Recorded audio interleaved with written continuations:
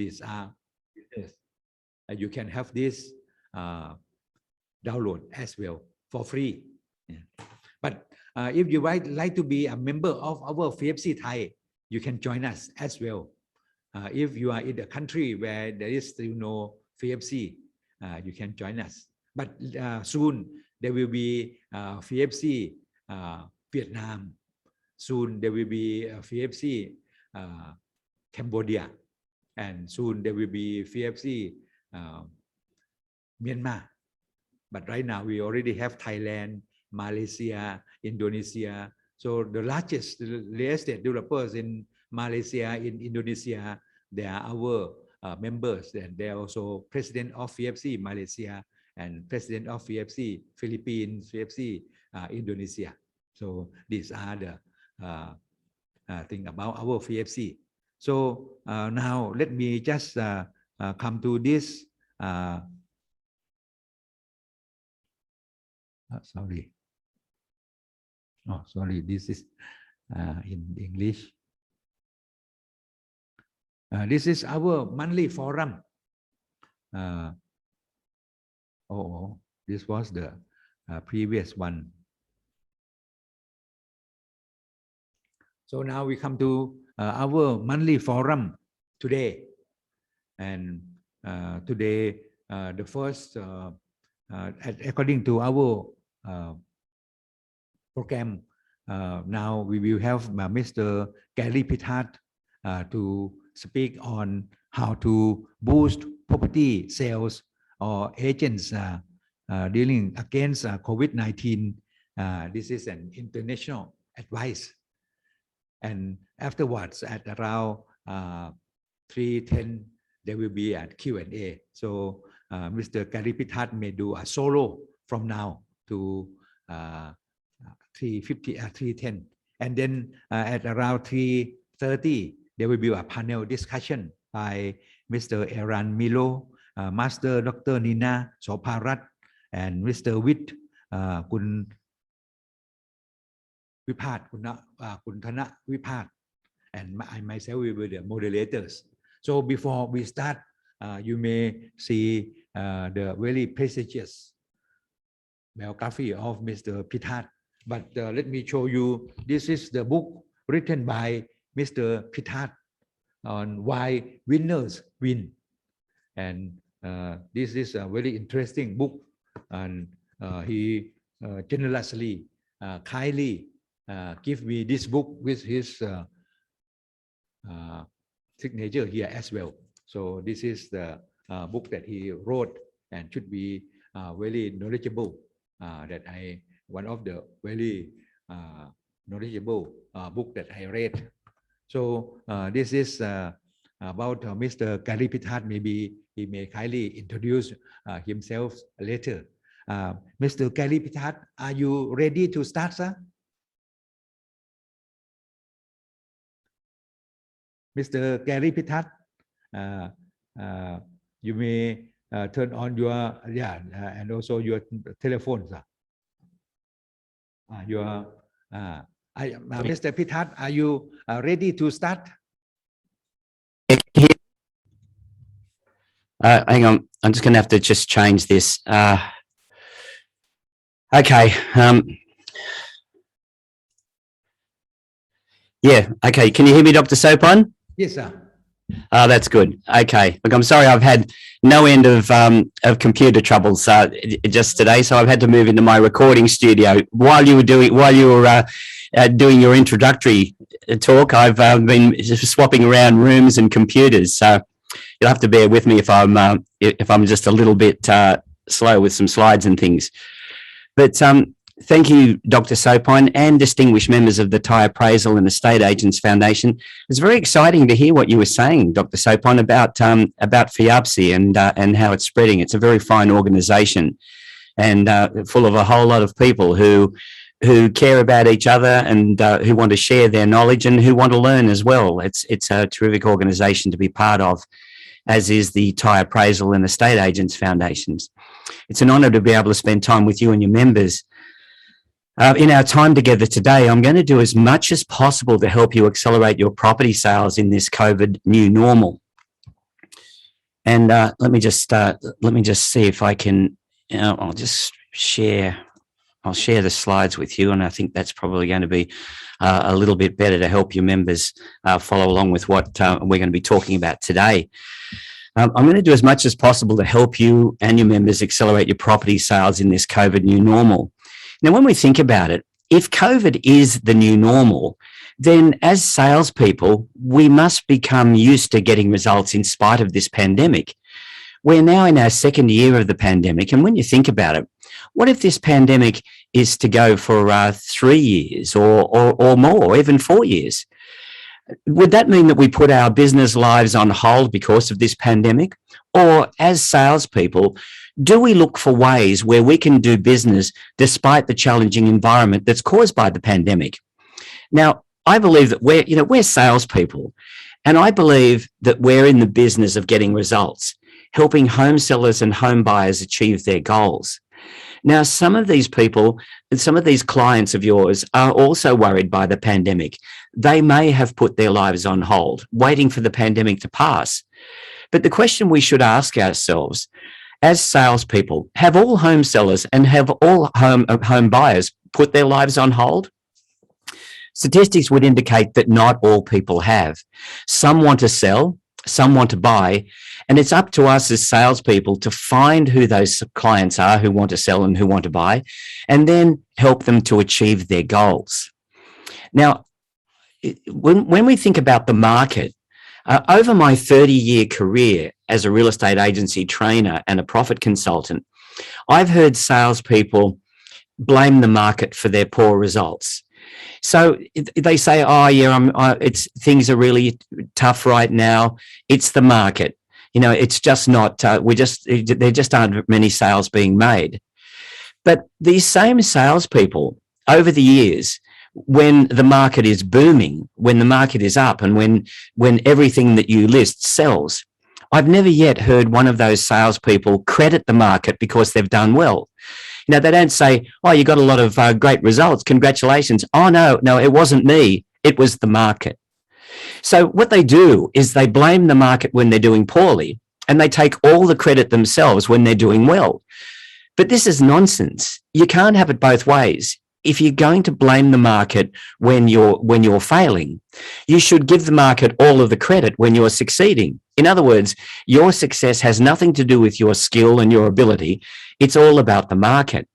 Now, if that sounds silly, it's because it is silly. When you think about it, what is the real estate business? And the real estate business is very, very simple. And you'll see it coming up on your screen now. A salesperson's job description is simply this: we find sellers. So we need listings, don't we? And if we don't have properties to sell, then we haven't got any, then we can't make any sales. So our first job is to find people who want to sell, who own a property and who want to sell it.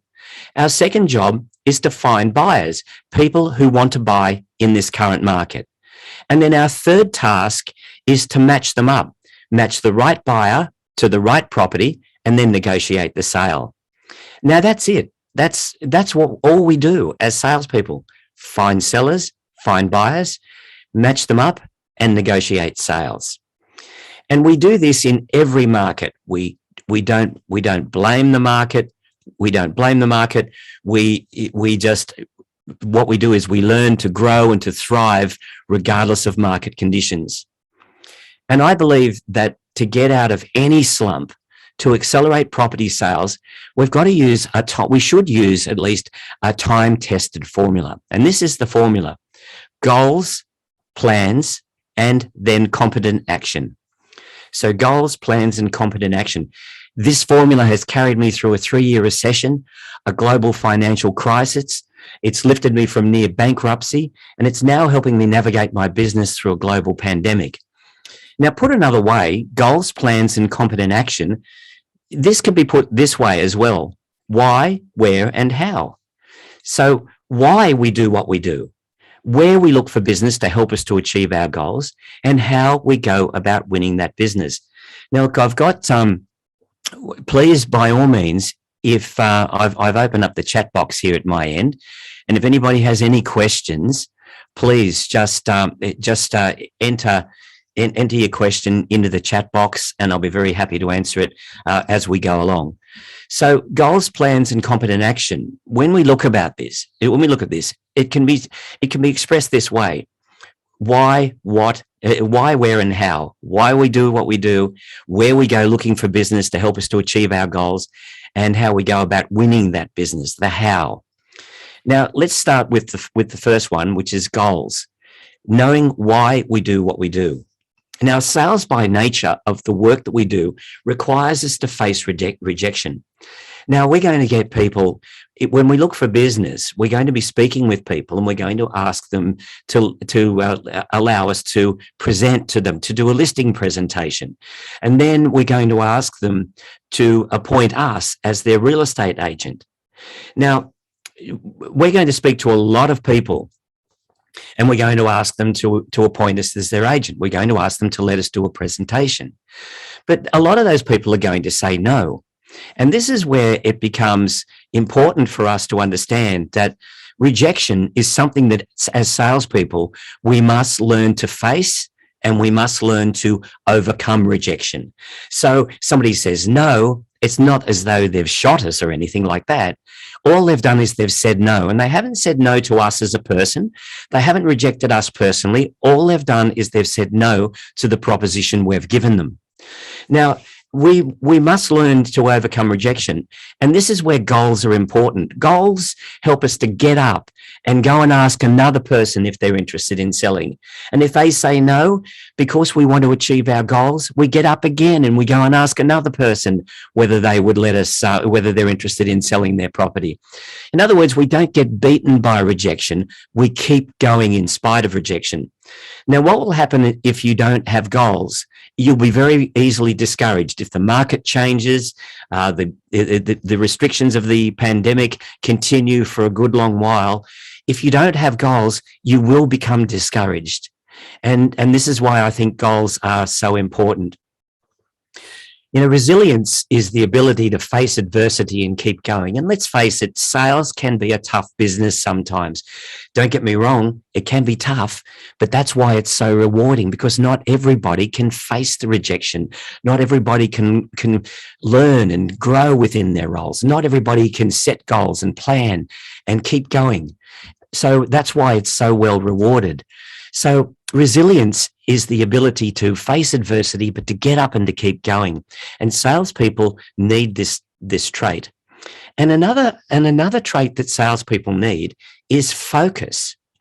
Now, salespeople who don't have clear written goals always lack focus.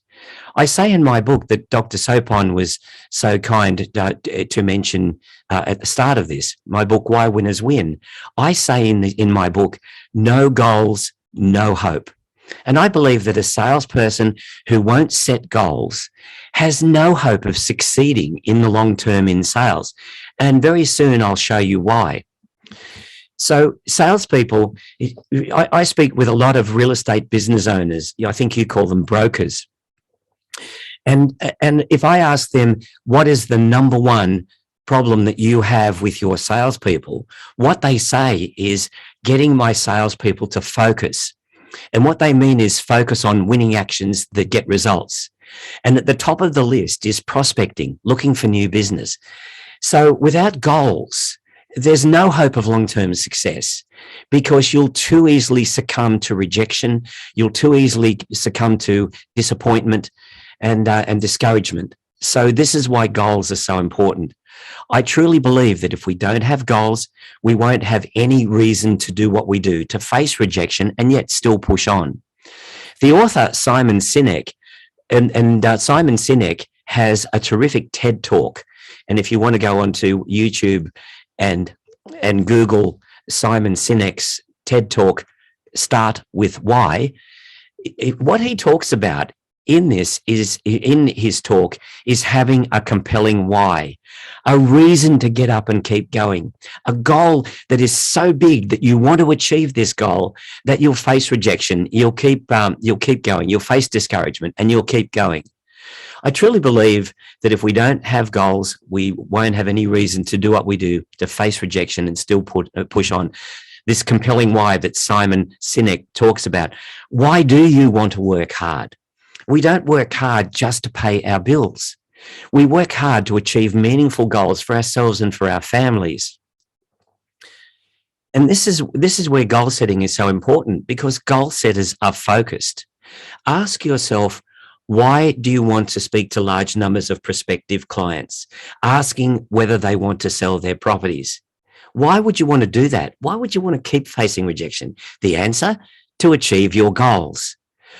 Why would you face rejection and yet keep going? The answer, to achieve your goals.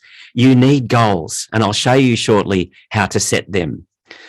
Now, to succeed in sales over the long term, salespeople, as I just said to you, need this quality, the quality of resilience. Now, you can learn to be resilient. Resilience is very much like a muscle. If you start doing lots of push-ups and lifting weights, you'll get very strong in the upper body. If you run a lot, and if you keep running and you run longer distances and you start to get very fit, you will build up your lungs. And resilience is very much a muscle like our lungs or the muscles in our body. Resilience can be trained. We can learn to be resilient, to keep going despite setbacks. We can practice resilience, and the best way to do this is just refuse to quit, to get up again and keep trying. I nearly went bankrupt just before I turned 40, and what I did was it was a tough 10 years, and what I did was I developed this mantra where I said, no matter what happens to me, I just get up. You know, somebody slams their door in my face when I'm out door knocking, I'll go and knock on the next door, and I'll keep going. And whatever happens, I get up. You knock me down, I get up. And this is a mantra that I developed back in those days when my wife and I were almost bankrupt. No matter what happens, I get up.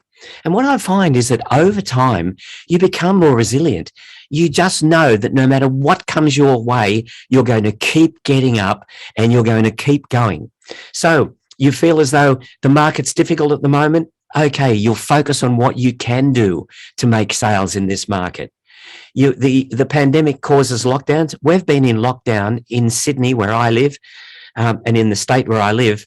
On Saturday, it's 3 months, 12 weeks. We've not been allowed out. We're allowed out to, I can come into my office, which is where I am today. I'm in my recording studio because of the computer trouble that I had in my office outside. But I'm allowed to come in for that. But the rest of the time, we're locked down. And so what I have to look at is there's certain things I cannot control, but there are many things that I can control. So I focus on them, because I want to push through and still get results, despite the fact that we have restrictions that are outside of our control imposed on us by the government. There's no point complaining. What we have to do is work our way around these things. So you can learn to be resilient, despite to keep going despite setbacks. We can practice resilience. And the best way I know to do this is to get up again and have another try. Don't give in. Refuse to quit. Another way to become more resilient is to do what you fear. And there's a saying that says, do what you fear and the death of fear is certain. So, for example, prospecting, looking for new business, for going out and trying to find people who want to sell. Prospecting, we call it, is and looking for new business is one area where salespeople often need to become more resilient, and they certainly need to be more consistent in their actions in this area. Now, while prospecting, looking for new business, might never be a person's favorite task, resilient salespeople with goals do it anyway, because they know that prospecting leads to appointments, which leads to listings, which leads to sales. And then the sales, of course, leads to income. Now, this is why resilience is so important. We force ourselves to do some of the jobs that we don't like doing. Knocking on doors, telephoning homeowners, asking them if they want to sell. If they say no, we ring the next one, and we ring the next one, and we ring the next one, or we knock on the next door, and we keep knocking on doors until we find somebody that says, yes, I want to sell. And then we make an appointment to do a listing presentation, to give a listing presentation to those people. So we don't go knock on a door, somebody says no. We make a phone call, somebody else says no. We make another call, somebody says no, and then we give up. We keep making calls and we keep speaking to people until we find somebody who says, yes, I want to sell my property. That's what resilient people do. Now, I wouldn't blame you if you don't like prospecting. It's never been my favorite task. But you know why I did it? I did it because I have goals that I needed to achieve, and I needed to speak to a certain number of people every day in order to get the business I needed, to get the income to achieve my goals. So some salespeople fear prospecting. Now, to overcome this fear and to become more resilient, if they speak to 1,000 people and ask those people if they want to sell, over time, they will become resistant to the fear of prospecting, and they won't fear it anymore. So overcome fear, don't give in to it. Now, if you were to examine salespeople's actions over a full year, you would find that in some months, their activity levels are high. And in other months, their activity levels are, so when their activity levels are high, they're speaking with a large number of clients. And their results are higher because of that level of activity. And this is the thing to remember. The more people you speak to, the more business you will get. We say that sales is a numbers game. Sales is a numbers game. So if you speak to more people, you will get more opportunities to give a listing presentation. If you give more listing presentations, you will get more listings. And if you have more listings, you will make more sales. So sales is a number game. The higher our level of competent activity, the higher the level of the results that we will get. And this is where it's important that we remember that there is a relationship between activity and results. Now, this might look a little bit complicated, but it's not. It's just a very, very simple graph. And if you look at the black wavy line there, the black wavy line is activity. It is prospecting activity. And what you'll see is up on the highs up here, the tops, the peaks up the top here, where these are months where a salesperson has spoken to a lot of clients. And what you see is that results follows activity. No, it's not exactly, because it doesn't follow it exactly, but when your activity levels are high, your results will become high. And if you allow your activity levels to drop, then your results will drop. And if you bring up your activity level over time, your results will increase. But if you let the activity level drop, then the results will go with it. And so you see that results, when activity is erratic, when activity is not consistent, then results will not be consistent too. Now, it doesn't matter whether we're in a pandemic, in a booming seller's market, or in a buyer's market. The more people we speak to, the higher our results will be. This is important. So results fluctuate when activity fluctuates. Keep your activity level high, your results will be high. Allow your activity to drop, your results will drop as well. Now let's look here in this next graph. We see that fluctuating results causes fluctuating income. So if your results are high, if your activity level is high, if your results level are high, your dollar income will be, your income in baht will be high. If your activity level is low, then your income will drop. If your activity level is high, then your income will increase again. And this is what happens when we allow our results to fluctuate because of our fluctuating activity. Then, of course, our income fluctuates as well. So there is a direct result. There is a direct correlation between activity and results, and then results and income. Okay, so there is a direct correlation between the two. I should have written, you'll see down the bottom here, red is results. I've written A here instead of R, but this is results and this is your income. So when your results are high, income's high. When results are low, income drops. When results are high, then your income increases. So this is the important thing to remember. Now, this is why it's important that we keep our activity levels high, that will keep our results level high, and that will keep our income high as well. And as you can see here in this graph, when activity level is high and it's consistent, that's the black line, then the red line, our results level, will also be high and consistent. And because of that, the green line, our income, will also be high and consistent. Does that make sense? So if you keep your activity level high, your results level will be higher, and so will your income as well. Very important to remember that. So if you want a steady and high income, your activity level must be steady and high. Your results will follow and also be steady and high, and so too will your income. It boils down to keeping your level of competent actions, particularly prospecting for new business, high and consistent day in and day out. Having clear goals, your own compelling why, will help you to focus because you know why you must do the actions necessary to achieve your goals. Now, I'll just check the chats and see if anybody has any questions. No, I can't see any, but please do ask questions if there's anything. If I'm going too fast, if there's anything you'd like me to expand on, please ask a question. Type it into the chat box and I'll be very happy to answer it for you. So now that you have your why, the next step is to know your what. And that is, what do you have to do to achieve your goals? This is your plan. Now, a plan. Well, why do we have a plan? We have a plan because it's essential to know where your business will come from. So where will my business come from? We need listings. So how do I find new listings? Where will I find people who have property and who want to sell it? Where will my business come from? Where will I find my buyers? What marketing methods will I use? So it's important that you know where your business is going to come from. Now, I'm going to take you through a planning process. And this planning process is about 5 steps, but it might appear complicated, but these steps are very, very simple.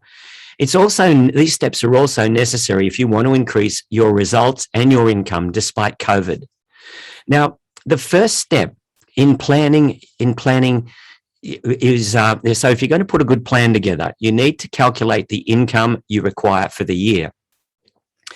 And so you can see here the income required for the year. And so you've got, so you should know what you need to earn in order to cover all of your living expenses, the amount of money that you need to achieve your yearly goals, how much tax you're going to have to pay, and your total of your net income, and then the tax that you're going to need to pay in order to earn that net income, and then your gross income. So this first step here is calculate how much does it cost you to live and to operate your business. How much in baht does that cost you in a year? So what you do is you look at your income for the entire 12 months. How much will it cost you to achieve your goals? So let's say you want to buy a property. How much you might need to decide that you have to earn so much in a deposit. Okay, you won't earn that whole deposit in a year, but how much let's say that you needed 100,000 baht and you decided that you needed to get that deposit together in 3 years, then 33,000 baht is what you would need to earn in this year to take you that step closer towards your goals. So work out your goals. How much does it cost to achieve them? When do you want to achieve those goals by? And then divide it by the number of years, and that will tell you how much you need to earn this year to take you that step closer to your goals. It could be a smaller goal that you want to achieve in 12 months, then that's the figure you'd write in there. Now you add those 2 figures up and it tells you your income. But then, of course, you have to pay tax. And I think in Thailand, it can go up to 20%. So you need to work out what your tax is. And that tells you the total amount of money that you need to earn to be able to pay your tax, to be able to get you, to be able to cover your goals the cost of achieving your goals for the coming year, and to pay all your living and business expenses in the coming year. I'll take you back to this example a little later on, and we'll put some figures in there. But this total figure here, you must know the total amount of money that you need to earn to pay all your bills, to achieve your goals, and to pay your taxes for the year. That's a figure that you must know. Now, if you're going to accelerate your property sales in this COVID new normal, having goals and calculating how much you must earn to achieve your goals and to pay your bills and taxes is an essential first step. The next calculation that you must know is your gross average selling fee. Now, this is when I make a sale, on average, how much do I earn per sale? So every property I sell, how much do I earn in commission on average per sale? This is your gross average selling fee. So let me give you an example. Calculate your gross average selling fee. It is 1 year's commission. How much have you earned in commission in the last 12 months? How many sales did you make in the last 12 months? So in this example, 80,000 baht earned in commission divided by, you made, so let's say you made 80,000 baht in commission. You made 80 sales, then divide 80,000 baht by 80 sales. That's 1,000 baht. Your gross average fee, your gross average selling fee is 1,000 baht. That should make sense. I think it's a very straightforward calculation. Now, of course, to set goals, you really do need to dig into your figures. You need to look at all your books and go back over the last 12 months. Think about what you want to achieve. Think about what it costs to run your business. Think about what it costs to live and pay all of your expenses for yourself, your business, and your family. And think about how much it costs to achieve your goals. Think about how much tax you have to pay.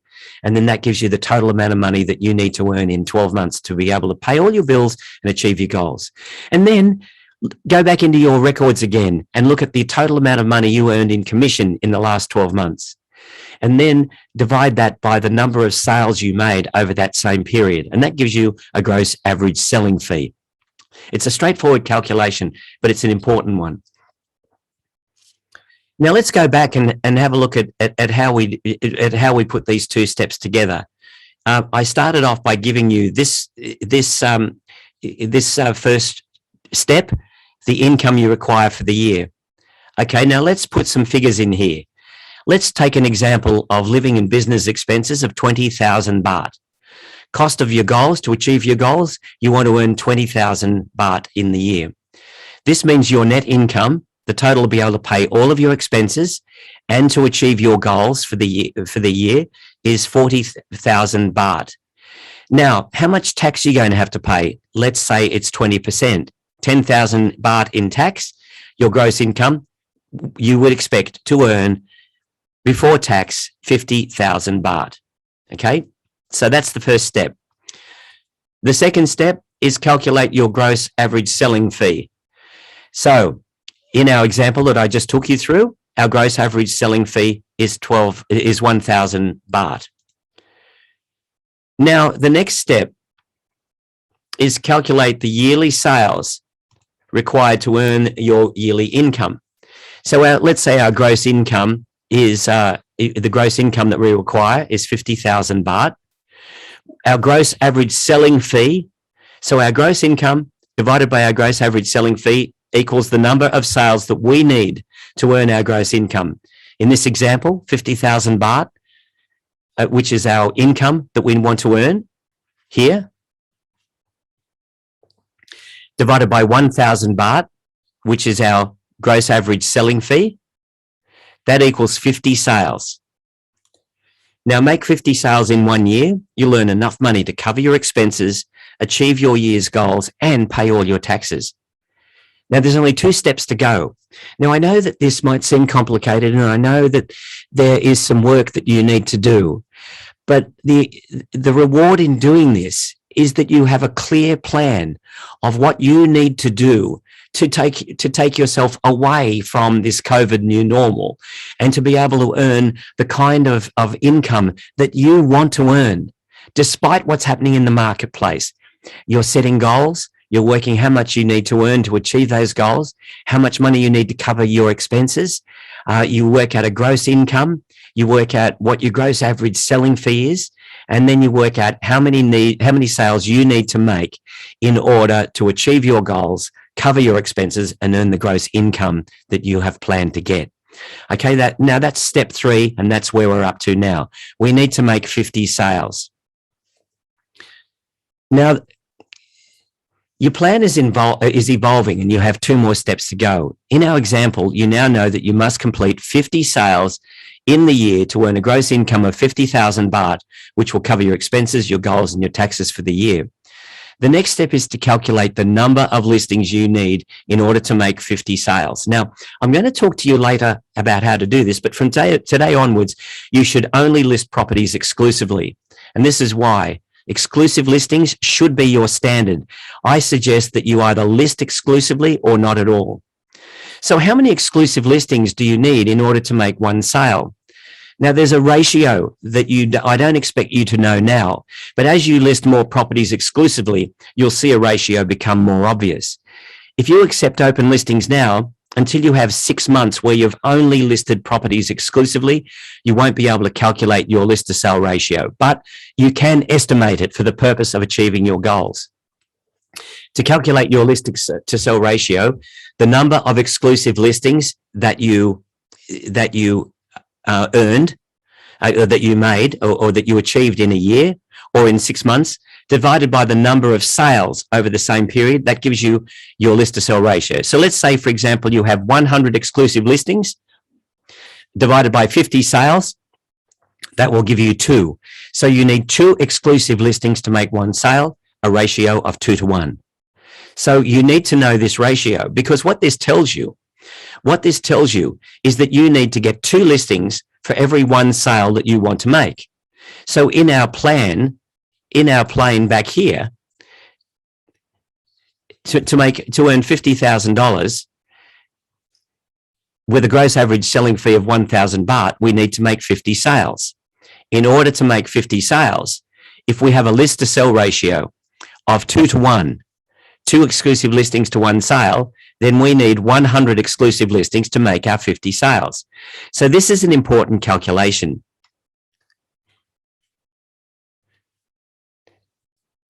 So now let's look at our next step. Now we know that we need to achieve 100 listings to make 50 sales, to earn the income that we need to achieve our goals and pay our expenses. We now need to look at how many people do we need to speak with in order to get the listings that we want. So we need to work out how many so we need to think about property owners and ask the question, how many do I need to speak with in order to get 1 exclusive listing? Okay, now this is your prospect to list ratio.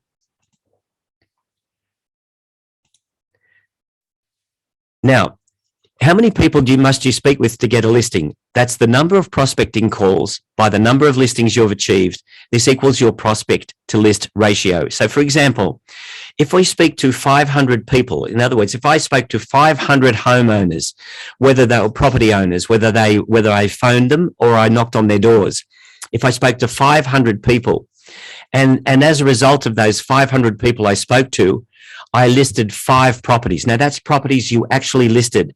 That's 100 people to speak to in order to get 1 listing, 1 exclusive listing. 100 people spoken with will give you 1 exclusive listing. Now, using this example, we know that we must list exclusively 100 properties in a year, which is approximately 9 listings per month. You also know that you must speak to 100 people to list 1 property.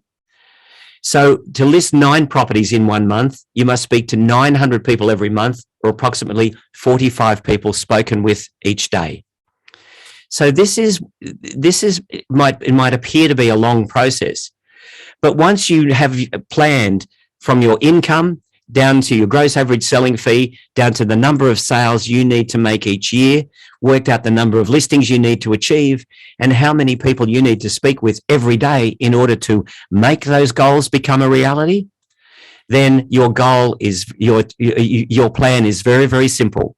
Speak to 45 people every day, and you will make all of that happen. You will achieve the number of listings, you will make the sales, you will earn the income and achieve your goals and pay all your expenses. So do you see why we go through those 5 steps to come down to this one very simple thing that we can easily remember? Speak with 45 homeowners, property owners every single day, and we will achieve our goals. Let me just check and see if we've got any questions. No, we haven't.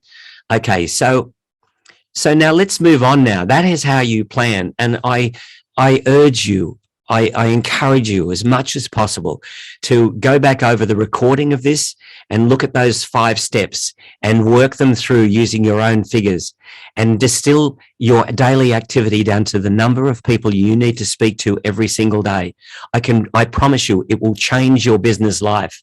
It will make you feel not at the mercy of the market, but in control of your business life, your career, and your life in general. It is a fantastic planning process. Now let's look at action. Let's look at some actions that we've got to do if we're going to achieve our goals. Now, the fundamental action on which big goals are achieved is prospecting, actively looking for new business. My colleagues and I constantly remind salespeople that the secret to success is TTP, and that stands for talk to people. A salesperson's primary task is to find business. You can't list what you have. You can't sell what you haven't got listed. And I don't mean any offense when I say this, but if we're not talking to enough people, we're not being as effective as we could be. So you should set a non-negotiable number, the minimum number of people that you speak to every day. And if you don't have any listings right now, I suggest you should be speaking with 80 property owners every single day. Now, this is something I do want to discuss with you, and I don't know whether this is something that you might be thinking or not, but cultural considerations. Do you feel that it's impolite or it's begging to ask people whether they have a property to sell? I know that in some Asian cultures, it can be a feeling of demeaning yourself to ask for business. It can feel like a loss of face. So I'm just wondering whether culturally this asking for business might not feel right to you. And I understand if you feel this way, but it is important to address this issue within yourself and perhaps even within your family. There is nothing shameful about asking a property owner whether they're interested in selling their properties. There's nothing shameful in that. We are salespeople, and our number one task is to seek new business, to ask for people whether they're interested in selling their property. Seeking new business and asking for business is what salespeople do. Now, if this is a problem for you, and if you won't work your way past it, real estate sales will always be difficult for you. Now, I believe that the success belongs to those who ask for it. Success is yours if you'll just ask. Now, when we're busy doing actions that get results, we feel in control and not at the mercy of the pandemic. You feel better because you're being proactive and not a victim of COVID. I know that I can't control the pandemic and I can't control the health restrictions that my government puts in place, but I can control my attitude and I can control my actions. I can choose to speak with large numbers of people every day, and I can choose to not make excuses. Now, when you think about this, I know that I'm saying to you that you should speak to large numbers of people every day. And you could knock on in Bangkok or in other areas of Thailand, you could knock on doors and ask to speak to the occupant, and you might find that there are people who live there who don't own the property. They could be tenants, they could be renting the property. And so you might have to do some detective work to try and find who owns these properties, because your success hinges on you having large numbers of conversations every single day with people who own property, and then you ask them whether they want to sell that property. So this means that you need data. Now, my question is, do you have lists of property owners who own property in your service area? And look, you will value, your business will be valued very highly based on the data. You can sell a business that has lots of good data, you know, the names and phone numbers and email addresses and the residential addresses of people who own real estate, people who own properties. If you can ring these people and ask them if they have a property to sell, you will have a greater chance of doing more listing presentations. So you need data. Great businesses and great salespeople build data. Every property you own or you speak with should be entered into a database along with his or her name, their residential address, the address of the property that this person owns. This could be the same. They could be living in the property they own, or they could own it as an investment. And also you need their telephone numbers and email addresses. Good data is valuable and you should gather data obsessively. Now, if you can't afford database software, then record this information on 3x5 cards and sort them in alphabetical order. But whatever you do, don't speak with somebody and find out that they're a homeowner without making sure you have a way to get back in touch with them in the future. Gather data. Who owns real estate in the area that you service? Where are they? What's their email addresses? What's their phone number? Gather data. Now, what do you say when you're speaking with potential sellers, with homeowners, property owners? Begin by asking the property owner how he or she is feeling. And in this kind of environment caused by the pandemic, asking somebody how they're feeling is a nice thing to do. And then you move on to asking about their plans for selling now or in the future. So be positive and upbeat. You begin by saying, "Hello, Dr. Sopon. I'm Gary from XYZ Real Estate. How are you feeling today? Has the pandemic been a bit difficult for you and your family?" Now, at this point, you let the person talk. Have a conversation about the person's situation and just listen to them. Then move on to asking about the person's real estate plans. You can say, "So, hello, Dr. Sopon. I'm Gary from XYZ Real Estate. How are you feeling today? Has the pandemic been difficult for you and your family?"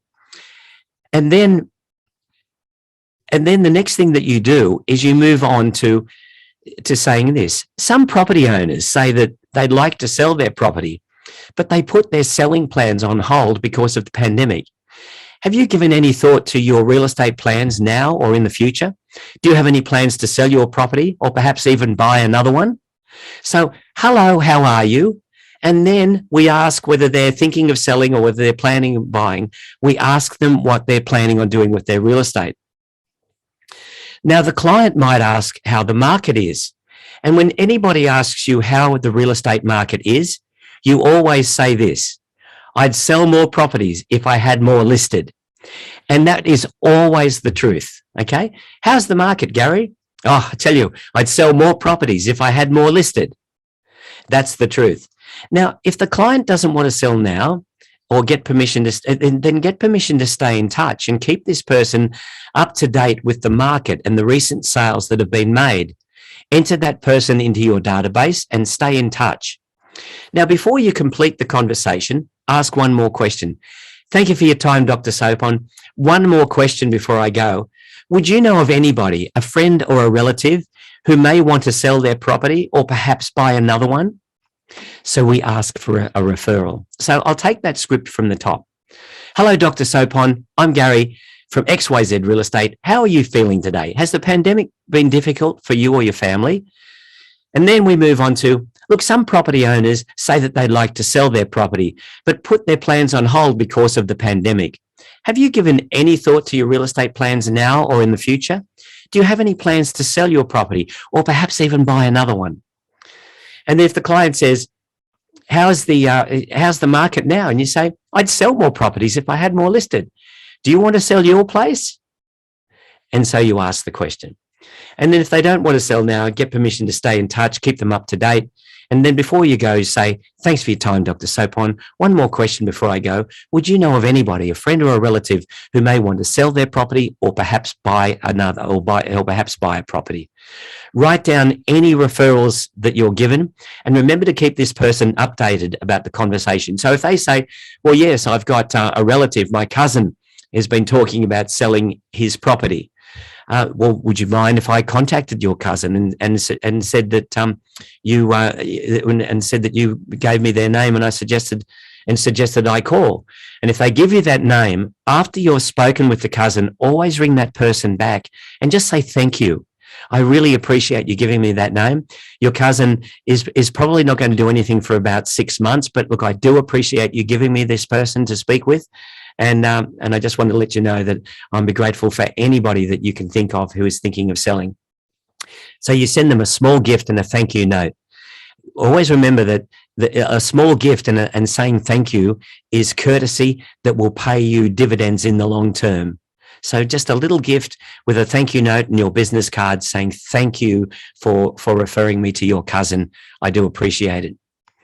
Now, let's say then that you've now found people who want to sell. The next thing that you have to do is give a winning listing presentation to these potential clients. Your listing presentation must be designed to show sellers that you're the salesperson that they should choose to sell their properties. Now, when you think about this, do you have competitors who lie to win the business? We call it buying the business. They inflate the likely price of a seller's property in order to persuade those sellers to list with them. And look, you might want to write in the chat box the answer to this question, yes or no. But do you have competitors who tell lies in order to and inflate the price of the property that the sellers have, inflate the price that they quote the sellers in order to win the business? So we call it lying to buy the business. So do you have competitors that do that? Do you have competitors who discount their fees so that they can win business over another salesperson? As a salesperson, do you have the ability to quote an honest price about the true likely selling price of a seller's property and still win the business? Do you have the ability to win the listing at full fee instead of price matching your competitors? Many Asian agents charge 1%, and they all charge 1% because they believe that's the way it's done.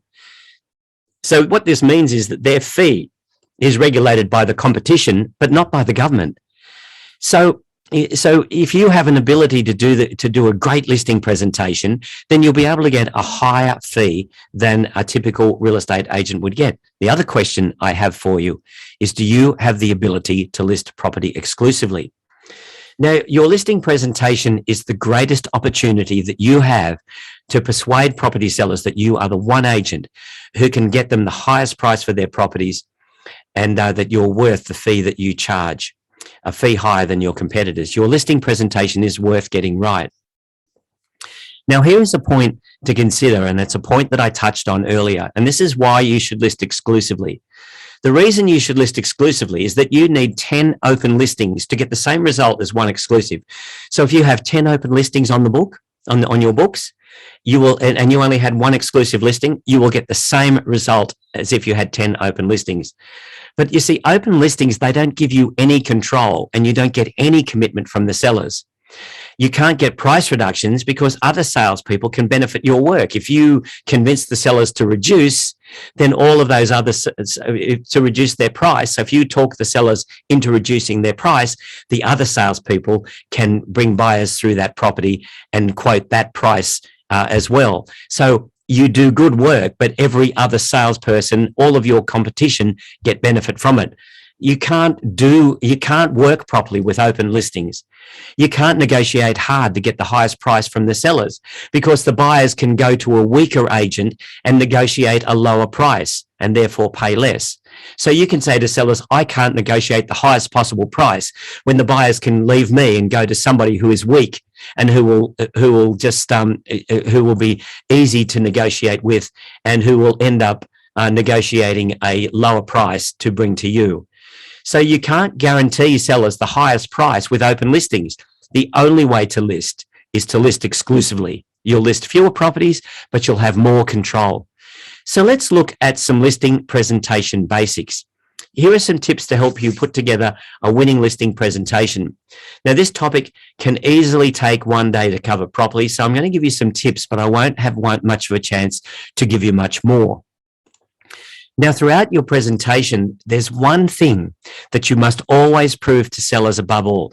So in other words, instead of them giving the listing to you and 5 or 6 or 7 other real estate agents, why should they give their listing, why should they give their property to you to sell, and also give it to you exclusively, And why should they pay you a higher fee than they would pay another agent? Why would they give you the property exclusively to sell and pay you a higher fee? The answer is this: what value do you create? So the value, you should answer the question, why should we choose you? This is important.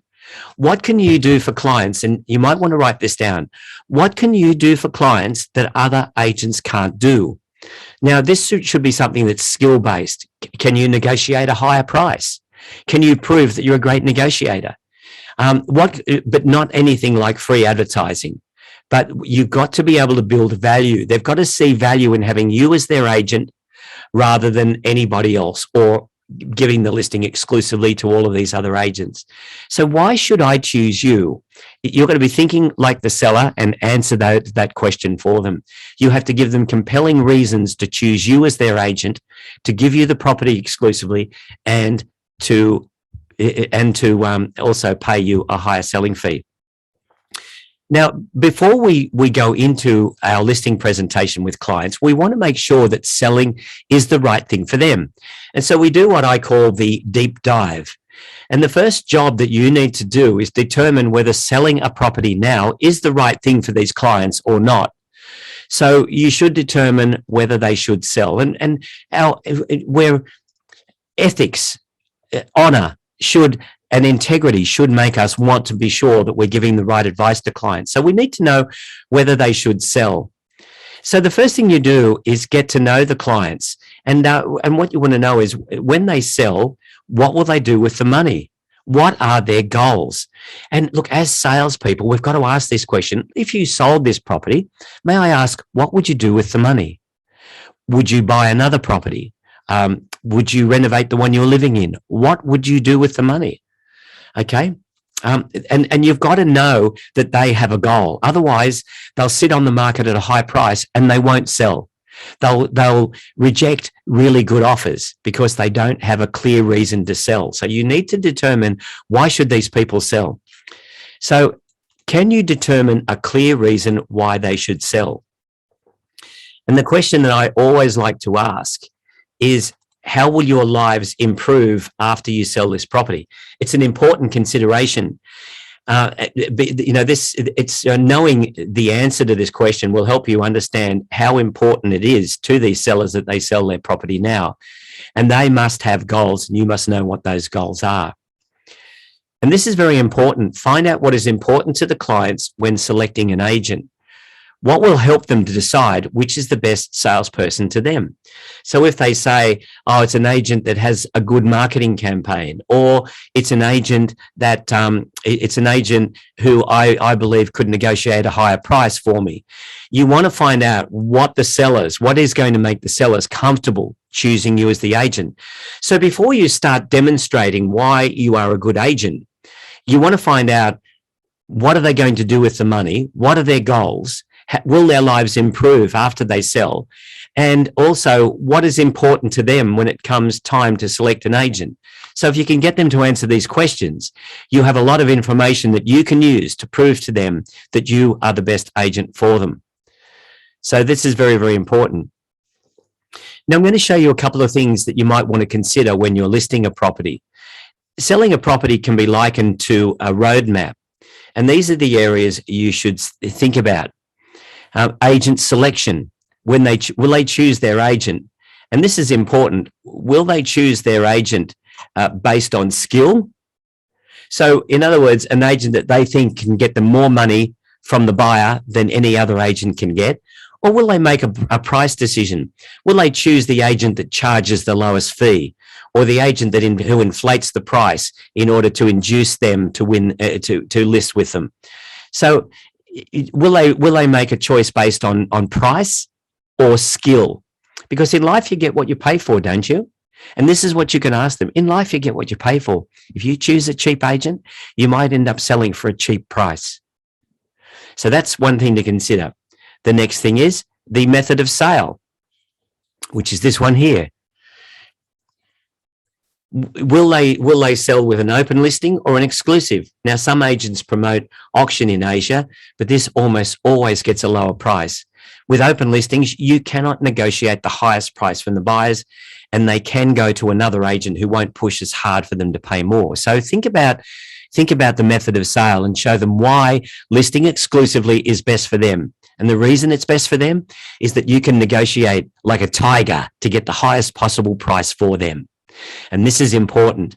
So if you can get them to understand that having a good negotiator working for them will get them a higher price, then all you need to do is prove that you are that good negotiator and you will get the listing. Now, the next thing to talk about is price.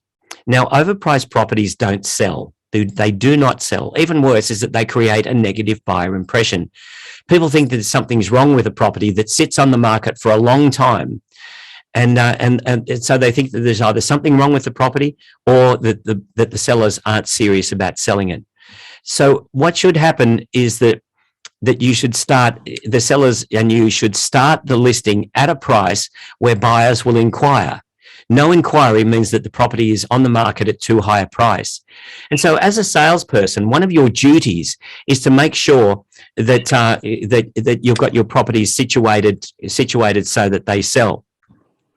So you will be making price recommendations at the time of listing and throughout the sales campaign. If the property is overpriced, you'll recommend to the sellers that they reduce. The next thing here is marketing. How will you find the buyer for the property? Here you explain your marketing campaign. You also hang on a sec, we've got some noise here.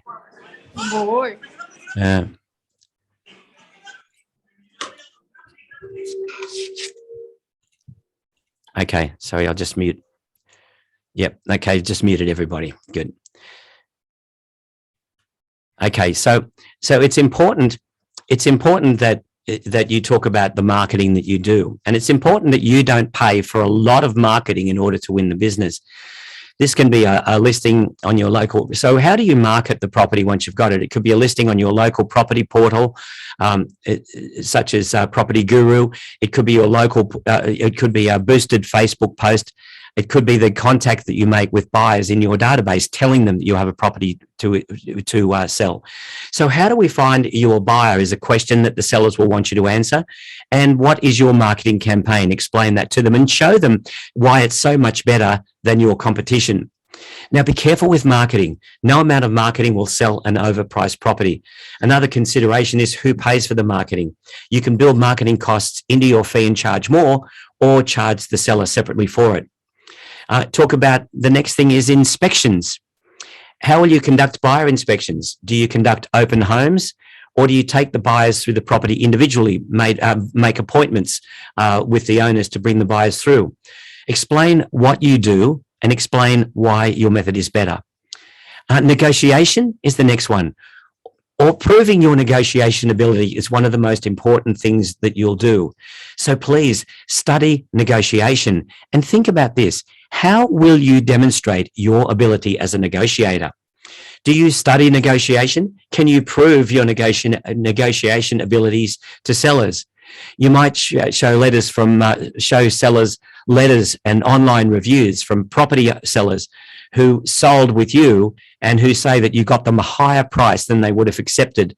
These kind of referrals, these kind of testimonials from clients are very important to prove that you do a great job. You need evidence to prove your ability to negotiate with the highest price for these sellers, a higher price than your competitors could ever get. Now, the next one here is costs. The costs sellers incur are not just the fees paid to the agent and perhaps the marketing costs. There is a hidden cost that's far greater than all the other costs combined. That's the cost of having a bad agent. Now, when you think about this, and this is important, and I'll get you to write this down, please. Having a bad agent can cause you to sell for a lower price. So you see, if you have a bad agent working for you, you will get a lower price. The money you lose through bad negotiation is always far higher than that little extra you pay in fees to a great negotiator. And this is something that you must get the sellers, the property seller to understand, that if you have a bad agent working for you, you could sell for a lower price. The money you lose through having a bad negotiator working for you is always a lot higher than the little extra you pay to a great negotiator. And the next thing to consider is study and practice. Now, I don't need to talk to you about the importance of study and practice. You attended today's webinar arranged by Dr. Sopon and his team. And so I don't need to tell you anything you don't know already about the importance of studying and practice. But there is a saying that says, the more you learn, the more you earn. And I believe this to be true. The Thai Appraisals and Estate Agents Foundation and FIABC, these foundations offer regular courses, and I encourage you to attend every course you can. Every baht you invest in self-improvement will give you a 100-to-1 return. If you make study a career-long commitment, that is. So if you constantly are reading books, constantly studying, constantly investing in training, if you do that, and I mean actually spend money on it, not just do the free stuff, but do the training that's going to cost you money. You know, buy books, invest in programs, and as well as and continue attending webinars such as this with FIABC and with the Thai Appraisal and Estate Agents Foundation. Investing in yourself is important. Every baht you invest in self-improvement will give you a 100 baht return if you make studying a career-long commitment. Now, my colleague, Adam Horth, hosts a free monthly podcast for real estate professionals. It's called the Winner's Circle Real Estate Podcast. The Winner's Circle Real Estate Podcast. You can subscribe to Adam's podcast through any podcast platforms such as iTunes or Google Podcasts. And we also have our online training portal, iTrain, and you can also subscribe to that. I think that's about $9 a month. But as you start to build up your bank of commissions, then please, by all means, email me and I'll help you get set up with iTrain. But do log on to do download the Winner's Circle Real Estate Podcast through any podcasting platform of your choice, whether it's Google Podcasts or Apple Podcasts. If you just put in the Winner's Circle Real Estate Podcast into a podcasting platform, you can download that podcast free of charge. So I appreciate you having me as your guest, Dr. Sopon. It's been an absolute honour. I don't know what our time's like. I'm 3 hours ahead of you, so I hope I haven't gone over time. I do appreciate the honour you've given me by allowing me to present to your audience of real estate professionals, and I wish everybody happiness and prosperity. And I'll stick around for questions if anybody has some. Dr. Sopon, I'll hand it over to you, my friend. Thank you very much. So you have a very great presentation, but actually you still have a lot of time to go on because it will be at around 3:10. But don't worry, maybe we may have some questions from our colleagues here who may like to ask any question. But maybe what you said is very clear. That's why not much no question here. But maybe me to ask you one thing. You said that every day we have to talk to 45 people, right? Yes. But well, now in that plan, in that sample plan that I prepared, if you wanted to achieve the goals of earning 50,000 baht as gross income, with a gross average selling fee of 1,000 baht, which would mean you would need to make 50 sales. If your gross average selling fee, if your list to sell ratio was you needed 2 exclusive listings to make 1 sale, then you need 100 listings. And if you needed to speak with 100 people in order to get 1 exclusive listing, then and your target was 9 listings for the month, then that's 900 people or 45 every day. So it depends on your goals. It depends on the average selling fee as well. If the average selling fee is higher, the number of sales you need are lower. If you can speak to a lower number of people, but instead of speaking to 100 people, you can speak to 70 people and get a listing. then that changes the ratios again as well. So it all just depends. And what I did was I just took everybody through those five examples, those 5 steps. And what I would hope they do is put their own questions, their own figures in there. Yeah. And if the goals are higher, then the goals will require you to speak to more people. If your goals are lower, then there's no need to speak to as many people. Yes, sir. So in the case of an agent in Australia, if they are agent for 5 years or for 5 years or a few years, normally with the target in Australia, normally how many people they should talk to every day practically in the case of Australia. When somebody starts in one of our real estate agencies, so let's say they're starting as a salesperson. Yes. The agency leader, when they're inducting them and teaching them how to sell, because the agencies that my company Pittard works with, we generally recruit people who are not experienced. And so what we do is we train them and we put them through a 3-month or perhaps even a 6-month induction program. And when they first start, they do in their first month, perhaps even 3 months, they do nothing else but prospect. So in other words, they speak to a minimum of 80 people every day. And with some agency leaders, they make it 103 people. So when they first start their real estate careers, they speak with 103 people a day. Once they move into sales, generally they're speaking to about 40 people every single day, 40 potential sellers.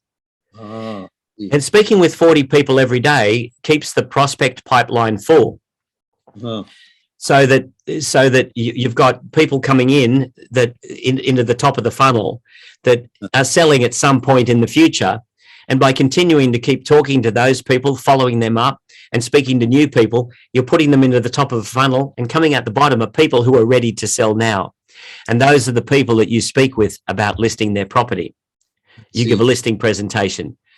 But look, I accept the fact that in Thailand, it could be difficult. It could be difficult to get lists of homeowners. We've got difficulty here because we have privacy laws. And so it's very hard for salespeople to buy lists. So what they have to do is go and knock on doors and ask the person if they're thinking of selling their property. And that way they find out whether they're a tenant or not. And then the homeowners, we enter their details into our database and we stay in touch. The ones that are tenanted, well, we have to go through records and try and find who are the people who own the properties. But it's very hard to get a lot of listings if you're not talking to a lot of potential homeowners. You see, what happens is... Knock door is a good idea. Well, yeah, you see, what happens is if we were to turn this on its head, typically in areas of Australia, New Zealand, and certainly right across Asia, what happens is that salespeople spend a lot of their time chasing after buyers. But the trouble with that is that it's an open listing, and those same buyers are possibly going to every other salesperson. And what you need, so what happens is it becomes more, instead of being a real estate professional, we can become more like an order taker, because the buyer gives us an offer and we take it to the seller to see if the seller will accept it. And often the seller says no, and then we might go back to the buyer. So a lot of typical real estate salespeople, and right across Asia, I've seen this as well, is that they very much chase buyers, and then they take them through. They show those buyers open listings that generally are listed with sometimes 10 or more salespeople, and also where the selling fee is very low, probably 1%. It's a very low selling fee. So it becomes very much a business of being at the mercy of the market, unless you've got a seller who prices the property at a price where it's going to sell. A salesperson can waste a lot of time with buyers but not make any sales. So we suggest turn it the other way around. Don't chase buyers, chase sellers. Do a great listing presentation, list the property exclusively, which shuts out all of your other competition, and then work with the buyer and then market those listings. And when the buyers come to you, they can't go anywhere else because that listing's not listed with any other agent. And then what you can do is you can talk to the seller about listing the property at a price where it's going to attract interest.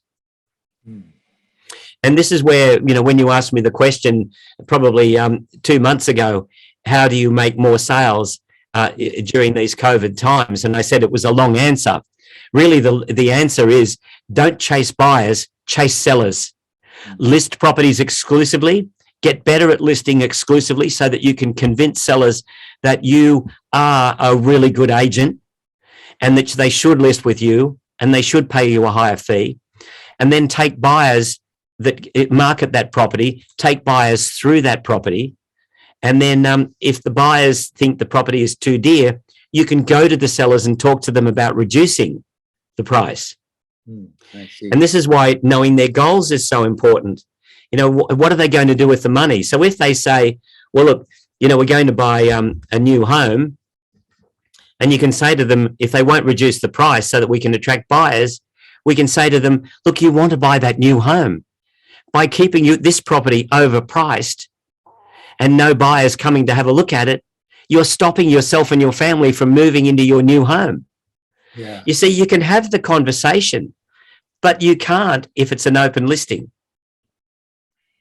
I see. So in the case of the agency fee, you said that in Australia it's around 1% or 2% or something. What is a typical percentage? No, I mean, if it was a if here the agency fees are generally above 2%, they'll go as high as 3.5%.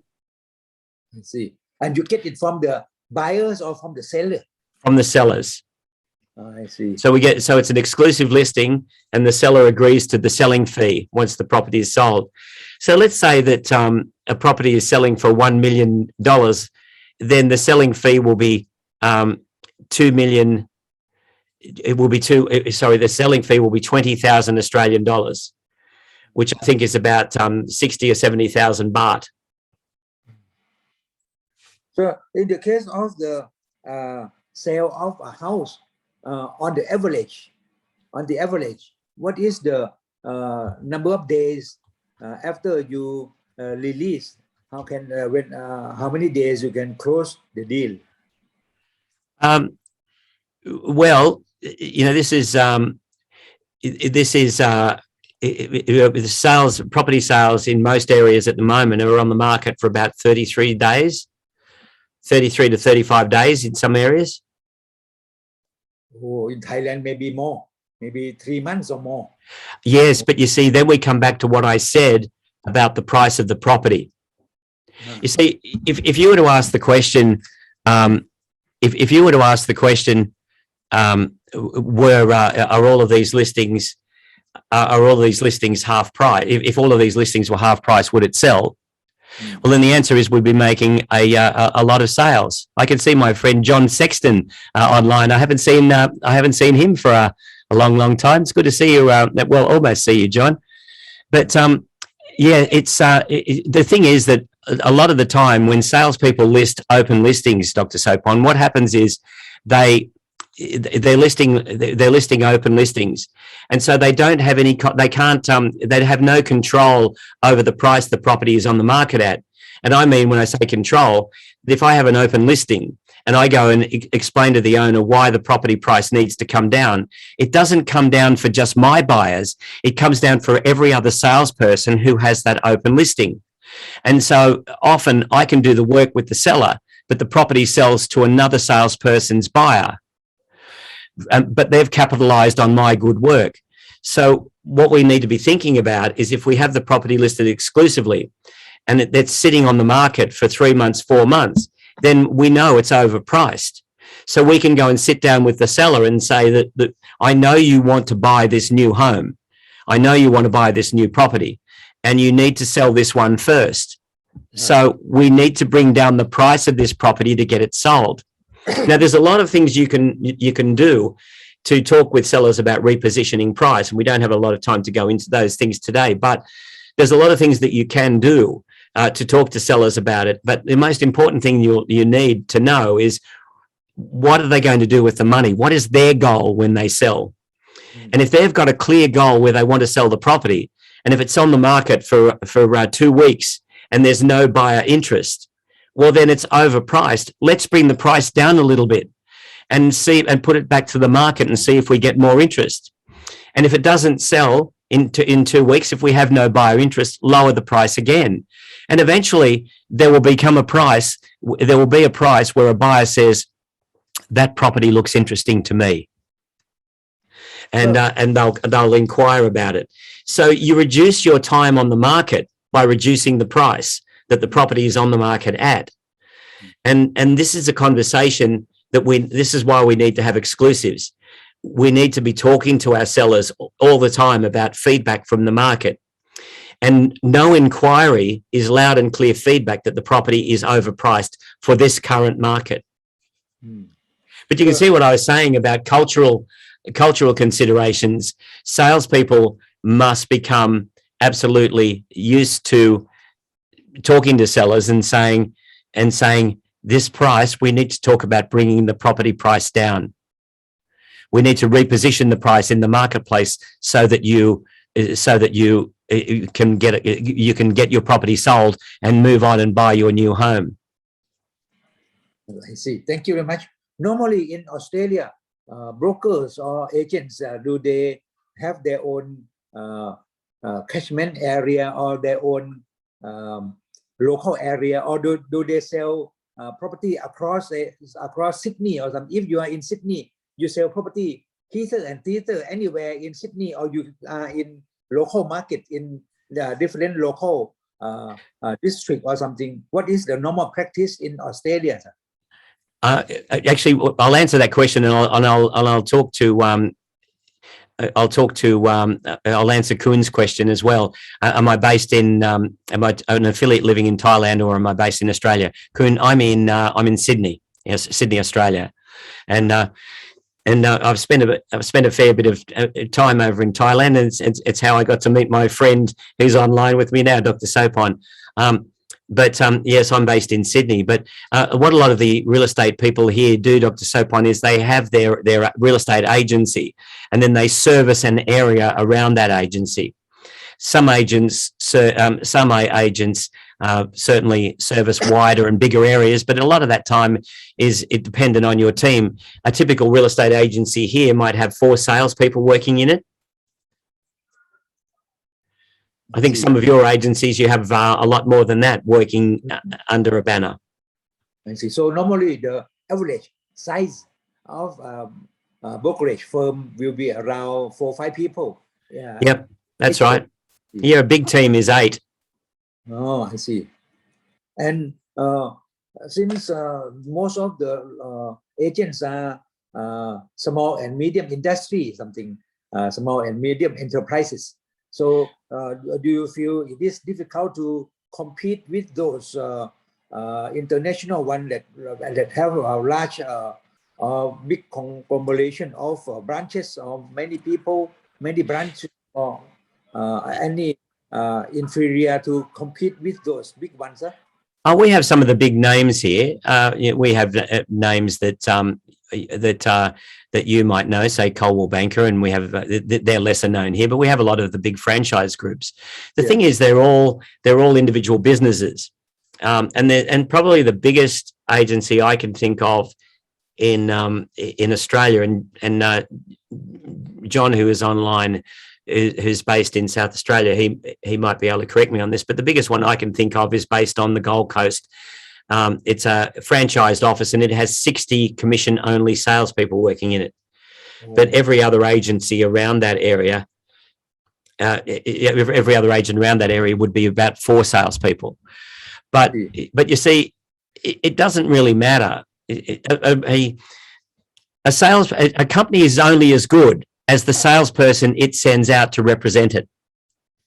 So if a big company with 60 salespeople sends out a salesperson to, if that salesperson goes out to do a listing and they're not a very good salesperson, they're not very skilled, then it doesn't matter that it's the salesperson who's in giving the listing presentation. It's the quality of that person. It's their ability to persuade.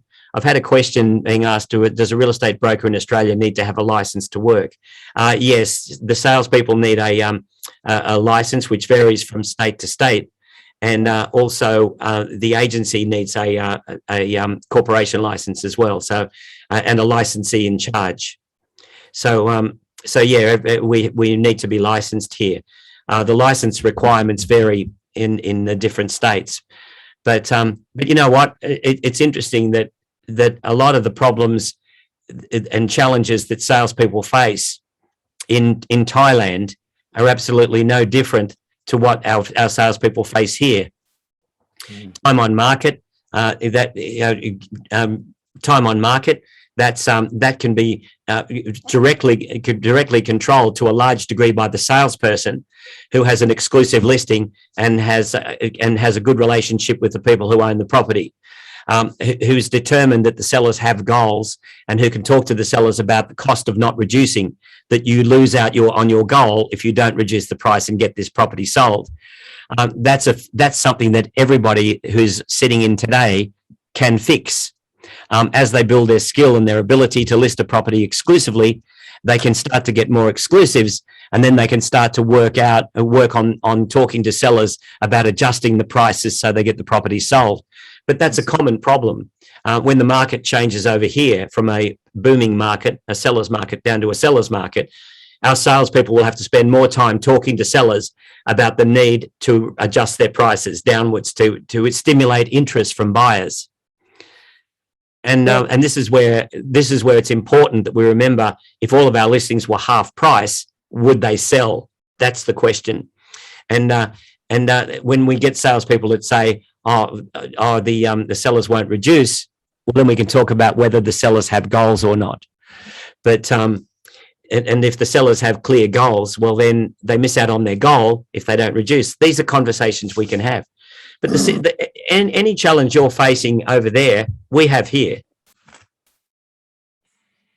So one thing I would like to know is about the market. Is it the seller market or the buyer's market at this moment?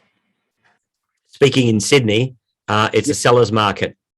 So prices in Sydney have gone up 3.8% in the last quarter. Oh, 3.8% in the last quarter. Yeah. But you see, you know, over here too, and this is where it's interesting. A salesperson over here has, if we would look at the competition that a salesperson has, a salesperson over here has the same competition that you have in Thailand. A salesperson over here still comes up against a salesperson who will discount their fee so that they can win the business. And when your people start listing more and more, when your members start listing more and more property exclusively, they will find that other competitors will follow suit. They'll start listing exclusively too, and then fee cutting will come into it. But so that is exactly the same challenge we have here. The other challenge is often salespeople who lie to homeowners, to property owners, to get them to inflate the price. Everywhere you have sales agents, you have that problem. So as skilled real estate professionals, we need to learn to overcome. We need to learn to overcome these challenges. John just said it's a seller's market in South Australia. Yeah, it is actually, John. I've got a friend who just bought over there, and she was scrambling to buy a property. So it's a seller's market in South Australia. It is in Melbourne as well.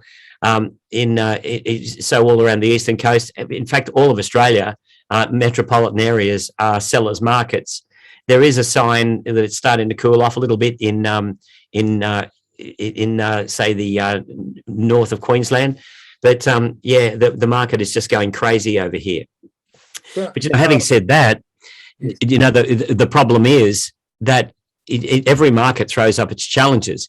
In a boom market, and I'm sure John will agree with this, in a booming market, the number of agents are running very, very low on listings. So they list a property and it sells straight away.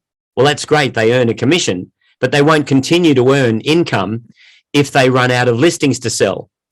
So they're constantly got to keep marketing themselves so that they can get more listings. So booming markets throw up a lot of difficulty getting, the challenge is getting stock. In a buyer's market, the challenge is getting sellers to listen to the market feedback and reduce their prices so that they sell. So every market throws up challenges. One question, sir. You said the property price increased 3.8% in last quarter. But yes, that's right. The COVID-19 did not allow you to go out of the state or something, the house. So why property price going up, whereas the COVID-19 is very serious in Australia? Why is a contradictory? What we've found is that so at the moment New South Wales well, certainly metropolitan Sydney has been closed down, and on Saturday it's been in lockdown for 12 weeks, 3 months on Saturday. But our agents here can go and conduct a buyer property inspection. They can't do open homes, but they can conduct an inspection under very strict circumstances. So they've been, and as far as listings can go, they can give a listing presentation if the sellers are comfortable with a stranger coming into their home. But they're also, we've got a terrific absentee owner listing presentation. And our clients are doing a lot of listing presentations online now. And sometimes the absentee owner can be living around the corner, but doesn't want a stranger in their property.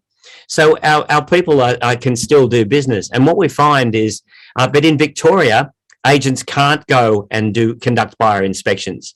So our agents are conducting virtual property inspections and making sales subject to the buyer seeing the property when lockdown ends. But we've got sales agents that are doing virtual listing presentations, online listing presentations, and online buyer inspections, and signing up contracts through DocuSign, signing up contracts digitally. So this is what I was talking about right at the beginning: finding a way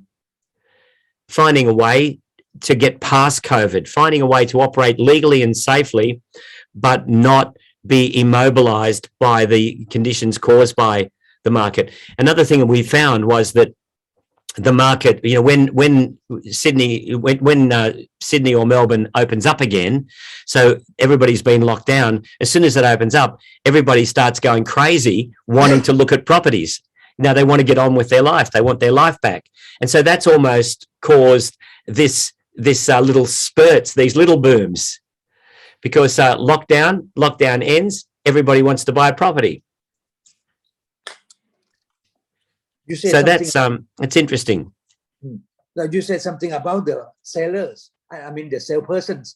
They try to tell the homeowners to increase their house price so that they may get more commission fee or something. So is this in this case is it some ethic problem or something for the sales or the agents doing practicing these things?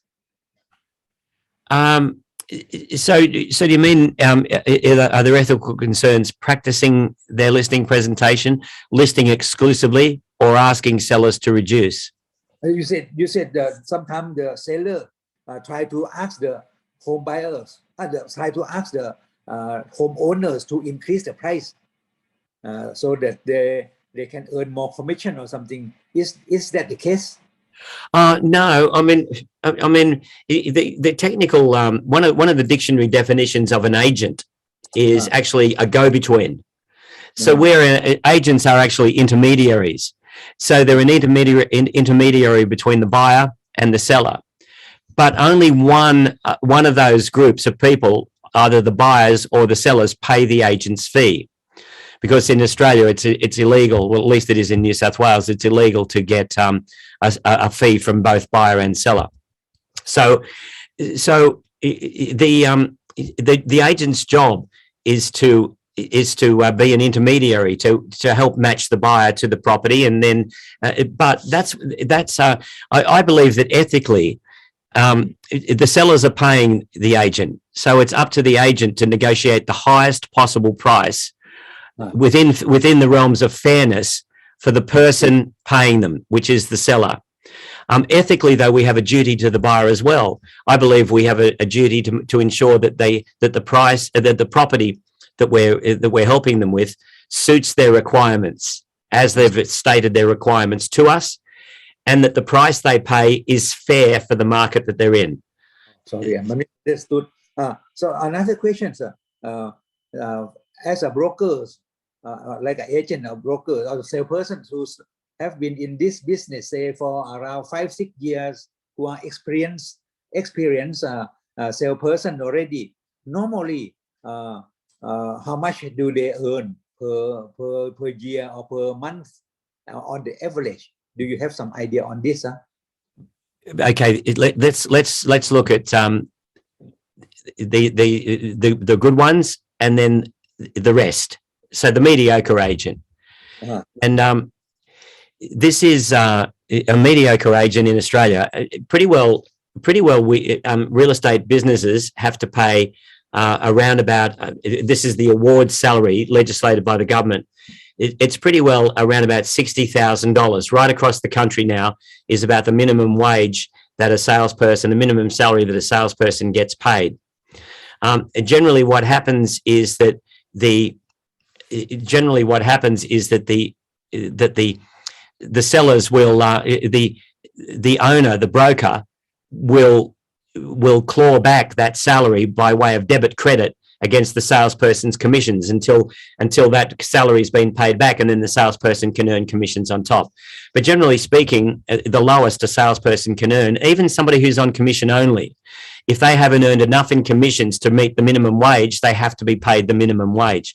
So the minimum is $60,000 roughly right across in Australia, which is about 150,000 baht. But a lot of them, that's about where they stay. The great ones can earn $200,000, $300,000, $500,000 and beyond. So great salespeople, their income is limitless. We've had 6-7 salespeople now in the last 6 months who have brought in fees into their agencies in excess of $1 million each. Wow. And so these salespeople are earning incomes of around about somewhere around about $400,000. I saw in the statistic, they said that the average monthly net salary, the average monthly net salary in Sydney is around 6,000 Australian dollar per month. So this means that an agent may earn double of an average salary per month in Sydney. Is that right, sir?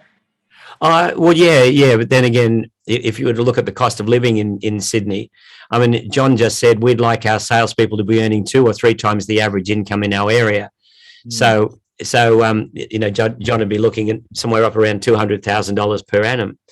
But the salaries that agencies have to pay here by law are one of the reasons that the team sizes are smaller than they are. But the other thing too is you'd find it very, very hard to live in Sydney on $60,000 per year. And the salaries that salespeople are earning the salary that a salesperson earns should be just enough to help them do business, enough to keep them to cover their business expenses and some of their living expenses. The rest of it comes from the commissions they earn. And that's where we go back to that planning process that I talked about earlier, daring to set goals that are big enough and finding ways to speak to large numbers of people every day. And working on our skill. That's how we increase our income. It's got nothing to do with the market. Normally, you said you have around 4 or 5 people per agent, per company or per office. those 4 or 5 people, do they have basic salary or their income come directly from the agency fee? Okay. I'll talk to you about the agencies that my company Pittard works with. Our agencies pay a salary, and then they have a quarterly target that the salespeople are to reach. There's a minimum target, and then after they reach the minimum target, they earn a percentage of everything that they bring in. So some real estate agencies pay percentages that range anywhere from 40% through to about 85% commission only. But even then, as I mentioned, if the salesperson isn't very good and doesn't make much in the way of sales, the agency has to pay them a minimum wage. So nobody's allowed to work in real estate and not earn at least the minimum wage, which is around $60,000. Oh, I see. Wow, that should be a really good idea. Yeah.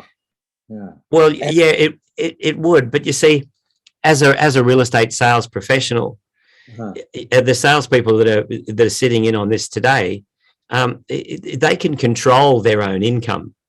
They have a lot more control if they set goals and put plans together, and know where their business is going to come from, and speak to large numbers of people every day. We have a lot more control as commission earners. We have a lot more control than we might believe. You know, a lot of the time, if the people sitting in here today would instead just change their thinking from working with buyers and start, instead of chasing buyers, start chasing sellers, listing exclusively, building good relationships with the owners of those properties and doing a great job for them, negotiating the highest price, then they're going to start getting back control. You have no control with open listings, none whatsoever. You just don't have any control. And I was talking about this in the Philippines about 5 years ago. I was over in Luwag City speaking with Pareb, and I talked to the agents there, and I said, you got to list exclusively. And I said, the number one reason why people don't list exclusively is they say, that's the way it's always done around here. And I said, if you can overcome that thinking and start to list exclusively, and I've had contact with a few of the people that were in that audience, and they're probably about 800 in the audience. I've had contact with a few of them, and they've said that they've never looked back. That they started to list exclusively, and they never looked back. I see. So, come back to the licensing. Say for a person who want to be an agent, a salesperson, at least what is the qualification, or how much fee they have to pay every year, or something about the sales agents? Kindly this with us. The sales agents, I'll talk about New South Wales. They come into the industry and they do a 6-day course, and they call the course in property practice. And then that's about a $1,200 course. So about around about I don't know, what would it be? Say 25, around about 3,000 baht. And they can complete that course in 6 days. But over the next 4 years, they must qualify for a certificate in real estate. So they must be studying every year and qualify for a real estate license, which is a certificate in real estate. And that's over the next 4 years. And so, as well as studying, you see, at Pittard, we don't teach people to get their real estate qualifications. We teach people to make a profit, to grow and thrive as real estate salespeople, and to grow and thrive and to be profitable as real estate business owners. But we don't teach that those courses that teach people, that give people their qualifications. So over the 4 years, they have to get they can work under the supervision of a licensee in charge, which you would call the broker. And then over 4 years, they must complete the course in property practice and get their real estate license. And so, as well as selling real estate, as well as studying and improving their skill as salespeople, they also need to study their course so that they can remain legally allowed to work as salespeople in New South Wales. Other states such as Victoria, they have a full license course, which is for brokers, and then a salesperson's level, which is called the sub-agents. In other states, certainly where John Sexton is in South Australia, and also in Tasmania, you've got to jump through a few hoops and do quite a comprehensive course before you're allowed to commence. But it's interesting. My experience has been that whether these courses to get into real estate are long or short, it has no bearing on the quality of a salesperson. Anyway, you know, the quality of the salesperson that's had to do a 4-year course to get into real estate, that doesn't necessarily mean that salesperson will be better than a salesperson that's done a 6-day course and has studied and worked on him or herself, has worked on building their ability, has learned how to negotiate. Because I believe that there's a big difference between being legally able to operate, and being competent, being good at what you do. And legal and competent are not the same things. I mean, how many times have we seen dreadful solicitors? They're qualified, but they're not good at what they do. How many times have we seen dreadful doctors over the years? They're qualified doctors, they're not good. Competent is a completely different thing. And so, yeah, so those courses can be quite convoluted in some states.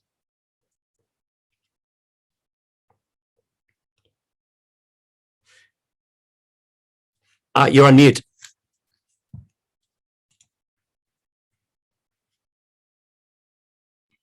Sorry. You're right. So last thing is about the indemnity insurance. How much an agent have to pay for indemnity insurance on annual basis? That has climbed exponentially. John could probably give you a better answer than that, but I think you'd find it's probably upwards of between upwards of $1,000 per month, $12,000 up towards around about $20,000. But indemnity insurance is very expensive in this country. Oh, I see. Another question, sir.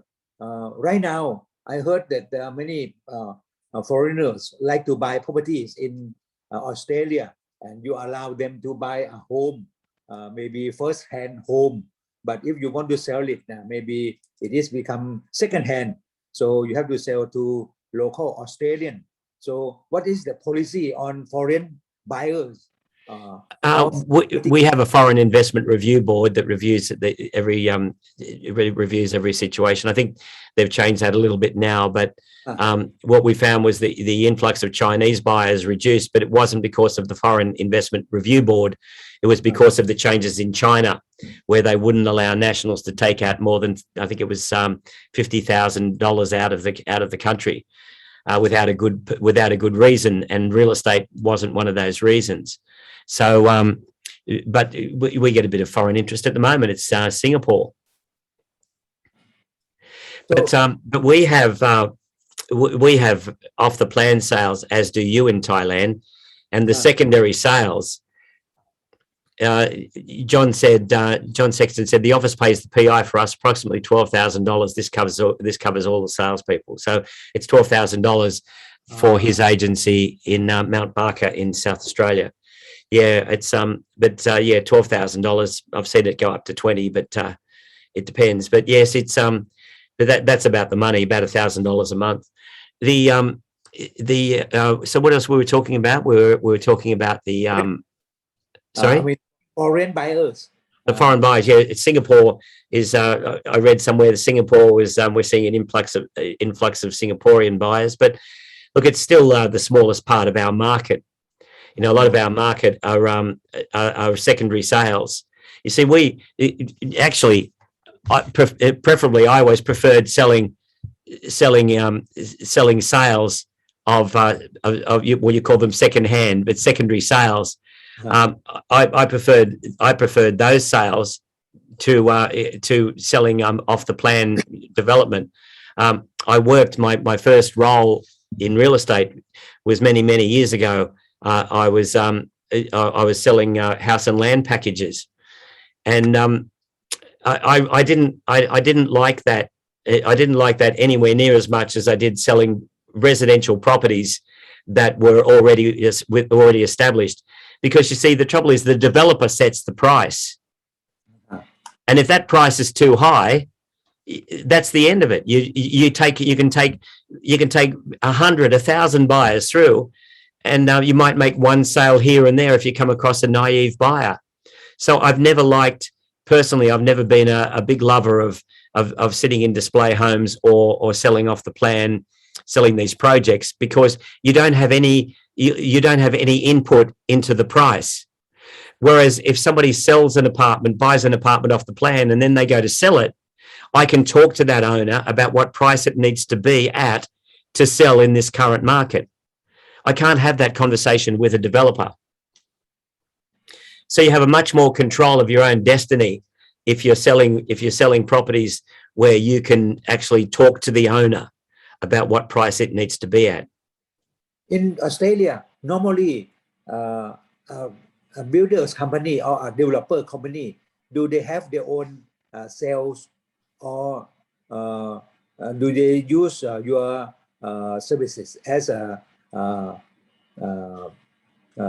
seller outside their own company? Some developers, the bigger ones, they'll have their own sales force. Some of the smaller ones that might do, say a block of 4 townhouses, they'll give it to real estate salespeople. Oh, I see. It's still the same thing, though. It's still the same thing, is that they determine the price with very little input from the salesperson. Oh, I see. In our foundation, the Thai Appraisal and Estate Agent Foundation, our vice chair, Dr. Prateep Tamati Tham, he is the president of Supalai Public Company Limited. Yes. He went to develop some of the plan project in South Australia as well. Okay. He has been really successful, at least 5 or 6 projects already, and sell like hot cake or something.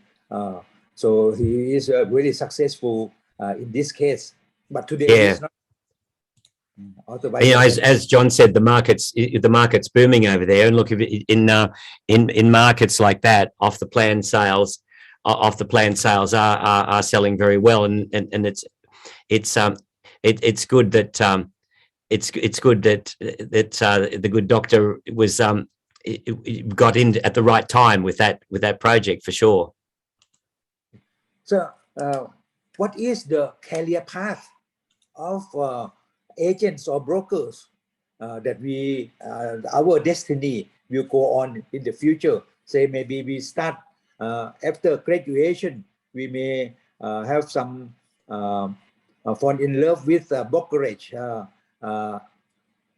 activity. Maybe a young man or a young lady may come to apply at your Pitat group, and then they are growing. So what is the career path for them in the future? Maybe until, say, from 25 years old to 50 years old, what is the career path normally a broker or an agent will go through? It depends on the person. So if somebody comes in, they graduate with their real estate qualification, they'll either choose to start as a property manager or they'll start as a sales agent.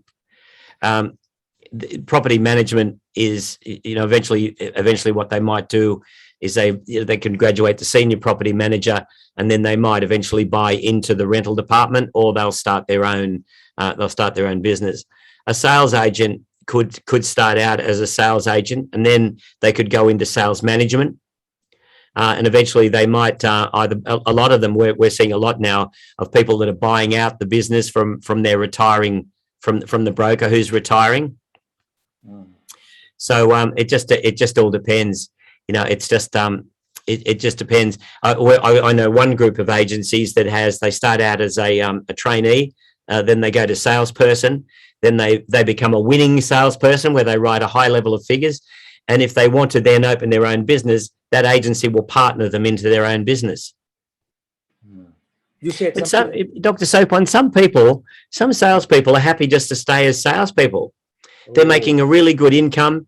They're wealthy. They love what they do, and they don't want to be anything else. yeah. I've known some people like that have had careers of 40 years in sales, and they were offered management positions and just wanted to stay as a salesperson. They didn't want to do anything else.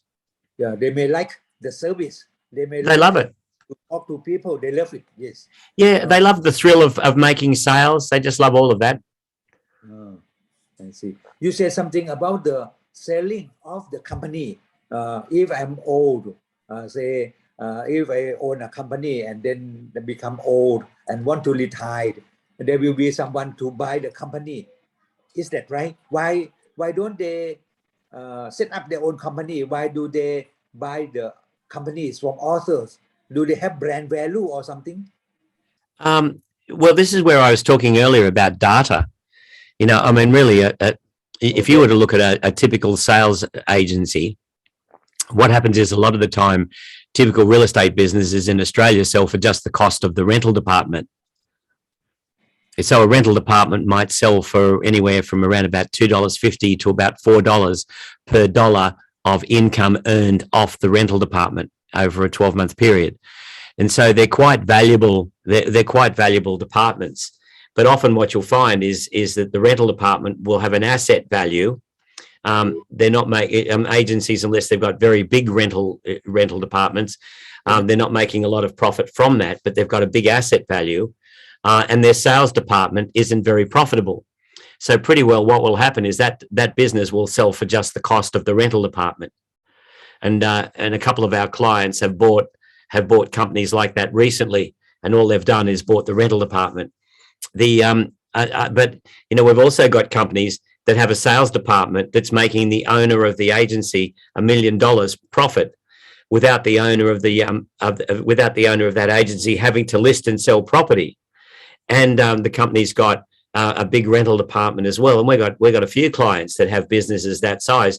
You know, they hire. They've got about 40 employees. So these are really big businesses, but very, very profitable businesses as well. And you wouldn't buy. You know, those businesses wouldn't sell for under 5 million, or perhaps even more. Oh, It depends on the business, and it depends on the skill of the person who owns it. The skill of the person, not only in with business acumen, but the systems that they put in. It also depends on the skill in leadership as well. And leadership's we haven't even talked about leadership today. Oh yeah, maybe you may kindly be our guest to talk about leadership in the future as well, because you must be a great leader. Well, I'm the same as everybody else that's here. We're learning. You know, I learn leadership. I'm always studying leadership. I think it's leadership and sales. I've never felt it's never been difficult for me to learn those. I mean, you look at to study those. These days I read on a tablet. So you know, the people that are sitting in today, if they've got a tablet, an iPad, or a tablet PC, like an Android tablet, you know, you can put the Kindle app on that, and you can buy books very inexpensively on Kindle, and you can read a lot of books that way. So I read a lot of books still. Oh, great. Maybe you can kindly be our guest to talk about leadership as well. So I know one big company called Rain and Horn, and in the past, Mr. Max Rain, an old man, Mr. Max Rain, he visited us in Bangkok several times as well. But yes. I'm an appraiser, so I do not go under his umbrella. But he is very, so far as I know, he is also one big brand. So this sort of company, the company value should be a lot, because they should have a lot of branches or something. This just may be a case. There may be some other cases like Ray White or something. So in this case, are there any selling of company often or not in Australia? Selling of these big franchise groups. I haven't seen any. I mean, they might get absorbed into others, but there's not much of that happening now. You know, you know, these big companies, they're, you know, because of the boom, they're earning a bit of income at the moment. So I don't think they'd be selling it now. I see. One thing is, when I drive in Australia, in many cities, I saw so many agent outlet, agent company, agent shop in many corners of the city, in different city in Sydney, maybe as many as 7-Eleven or something. Are there still many outlet of agents in Australia similar to what I saw in the past, maybe 10 years ago? Yeah, they come and go and they change names, but pretty well it's around about there's about 6,000 agents, and that's been pretty constant over the last decade or so. 6,000 agents. How many salespersons right now, sir? Well, I suppose if you were to work on an average of, say, 3 per agency, three or perhaps 4, maybe it'd be 25,000 salespeople. It'd be up around the 4 during the boom. When it gets a bit quieter, a lot of them will leave because they don't have the skills to sell in a downturning market.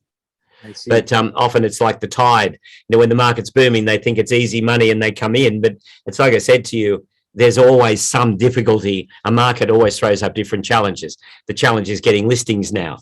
So I know I've seen a lot of salespeople that are still struggling because they don't know how to get listings in the face of heightened competition. So every market throws up challenges, but sometimes they think it's easy money, so they come into the industry.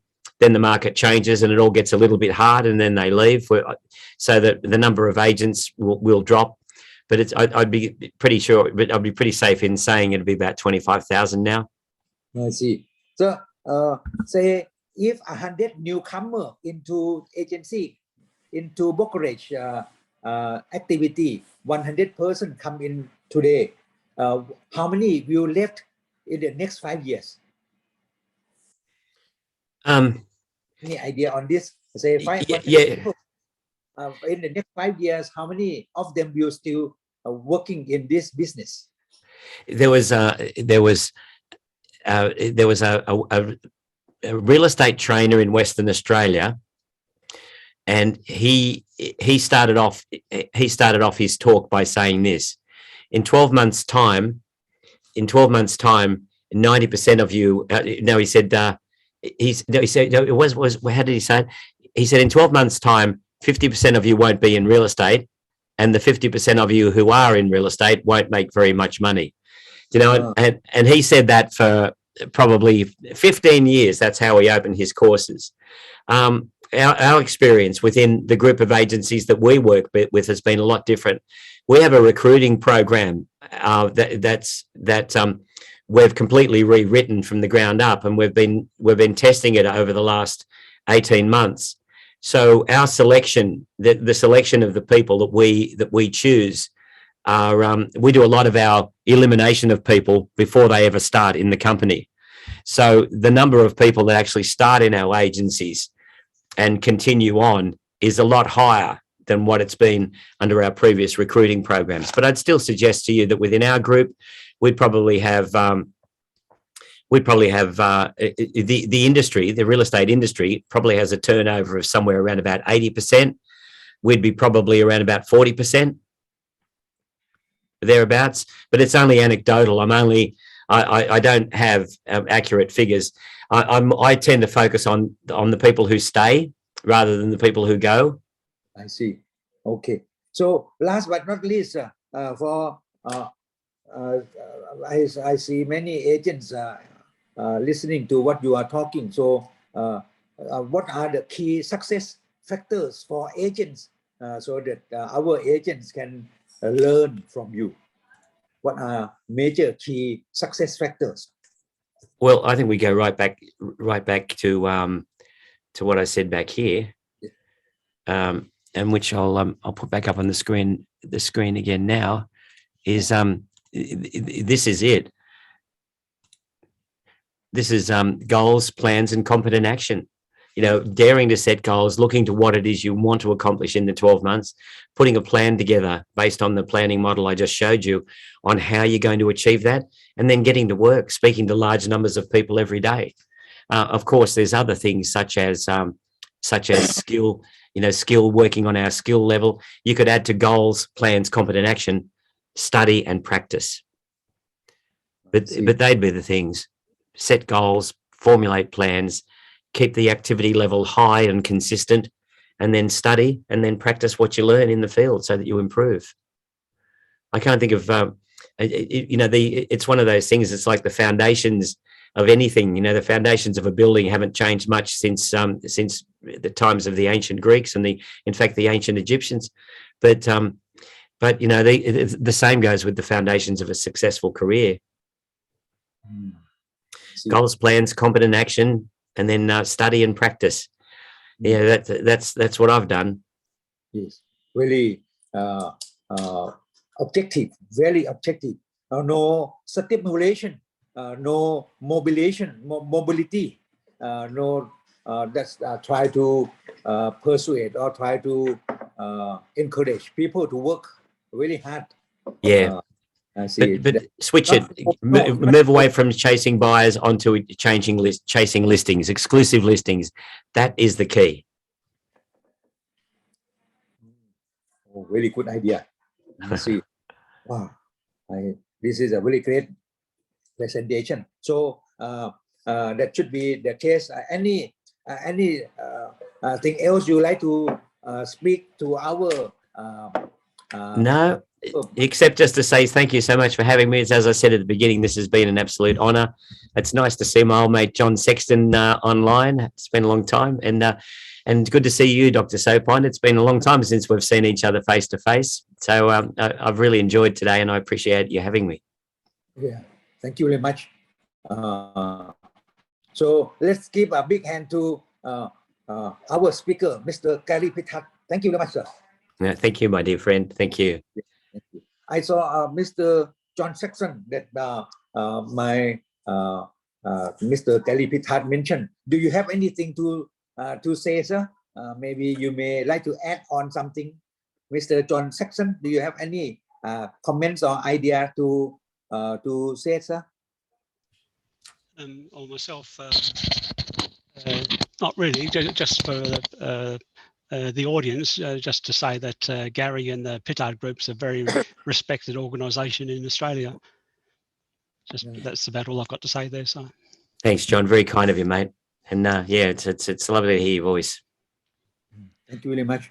So I shall leave you, my friends, and just once again, thank you for the honour. I really enjoyed it, and please keep in touch. And let me know how you go. Yes, sir. So if you are still available, Mr. Pitat, if you are not still hungry, maybe you can stay with us. We have another 3 speakers to go on to say something. They are our board members of our Thai Appraisal and Estate Agent Foundation. So you may listen to them if you are free. So thank you very much. Take care. God bless you. Thanks so much, Dr. Sopon. Thank you. Yeah. See you later.